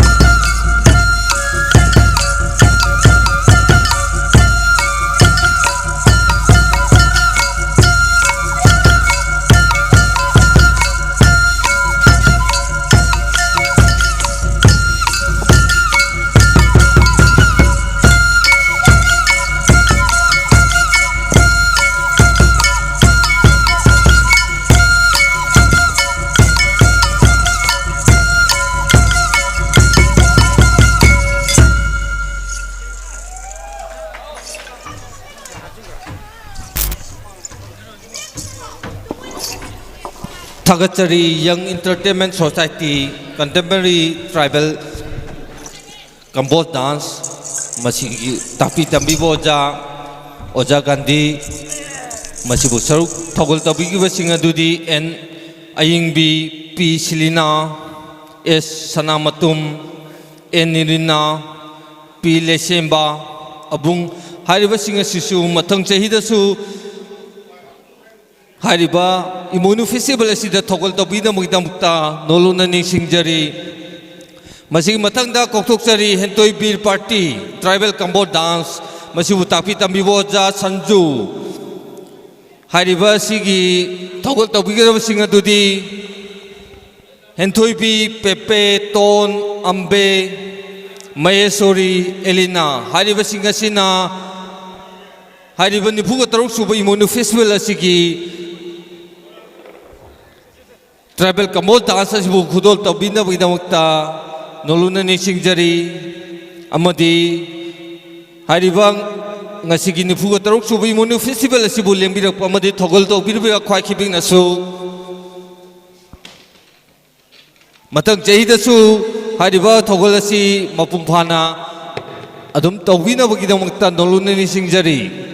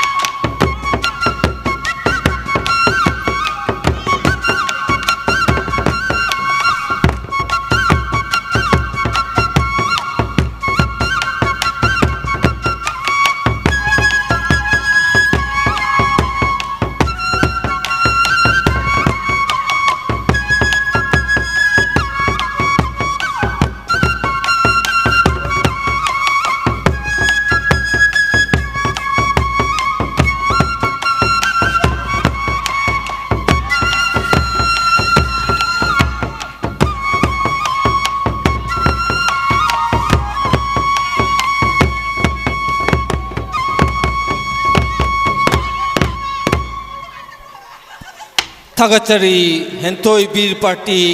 tribal combo dance मसिबु ताकपी तंबिबो जा Sanju थोगल तौबीगी बसिंगदी हेंथोई B पेपे टोन अंबे महेश्वरी अलीना हारिबसिंग असिसु मथंग चेहिदसु थोगल तौबीदमुगिदमुक्ता इमुनुमागी मफमदा सिंजल लांजरिबा निफुगो तरुक सुबो Imoinu festival committee की माइकाइदगी थौनीजरी अदुगा हारिबा ngasiगी निफुगो तरुक सुबो Imoinu festival असि हारिबा हेंथोई बीर पार्टी की ट्राइबल कंबो डांस असिना अरुबो जरे अदुगा लेंबिरगलेबा खाइ खिपी की मफमदसु निसिंगजबा अमा हायेंग नुमिदांग लीला आम लेजे हारिबा सिसु मियंग ताबिना मोइदा मुक्ता लेंबिरगले खाइ खिपी की मफमदसु निसिंगजरी अमदि ngasiगी निफुगो तरुक सुबो इमुनु फेस्टिवल असि कमिटी फेस्टिवल असिबु मपुंग फानबैदमक्ता मतेंग पांगबिरखिबा ख्वाइखिबकी मफमदसु सिंजल लांजिरबसिंगी माइकाइदि निसिंगजरी थोक्तोम चैत्रपंत्रा ऑनरेबल स्पीकर सु थागरपा फोंदोकचरी एमएलए थांगजम अरुण कुमार वांखै एसी बुसु हन्नना थागरपा फोंदोकचरी मरमदि हारिबसिगी डेकोरेशन माकी सु मतें खर पांगबिरखिबगीदमक्ता थागरपा फोंदोकचरी अमदि नागपम नौविचा हारिबा ngasiगी स्टेज अमदि लाइट स्टेज की लाइट सिंग असिसु हारिबा आइगी मरुप नागपम नौविचाना मतें पांगबिरखिबगीदमक्ता थागरपा फोंदोकचरी अमदि एसपी इम्फाल ईस्ट की superintendent of police Imphal east की बुसु थागरपा फोंदोकचरी अमदि आईएमसी इम्फाल म्युनिसिपालिटी काउंसिल की सु आइना थागरपा फोंदोकचरी सिंजल लांजरिबसिंगी माइकाइदगी अमदि एमएसपीटीसीएल हाइबदि इलेक्ट्रिसिटी डिपार्टमेंट की सु हारिबा ngasiगी निफुगो तरुक सुबो इमुनु फेस्टिवल कमिटी की माइकाइदगी हरारौना थागरपा फोंदोकचरी अमदि ngasiगी हारिबा निफुगो तरुक सुबा इमुनु फेस्टिवल असिबु लाइव कवरेज तौबिरिबा नोंगिन स्टूडियो बुसु हन्नना थागरपा फोंदोकचरी हारिबा निफुगो तरुक सुबा Imoinu festival committee league of किलोमीटर्स की माइकाइदगी अमदि हारिबा निफुगो तरुक सुबा इमुनु फेस्टिवल असिबु सिनबा लांगबदा अकोइना ख्वाइखिबी की मफमदा बम्पर हाउसी अमा सिंजदुना हारिबा बम्पर हाउसी सिगी टिकेट काफिखिबा ख्वाइखिबिसु हारिबा सिंजल लांजरिबा निफुगो तरुक सुबा इमुनु फेस्टिवल माइकाइदगी हन्नना थागरपा फोंदोकचरी मसिगिदमक्ता ख्वाइखिबिकनसु छवजु मतेंग पांगबिगबैदमक्ता निफुगो तरुक सुबा Imoinu festival committee league of किलोमीटर्स वांखैनी टेम्पल की मपाल की माइकाइदगी हन्नना थागचरी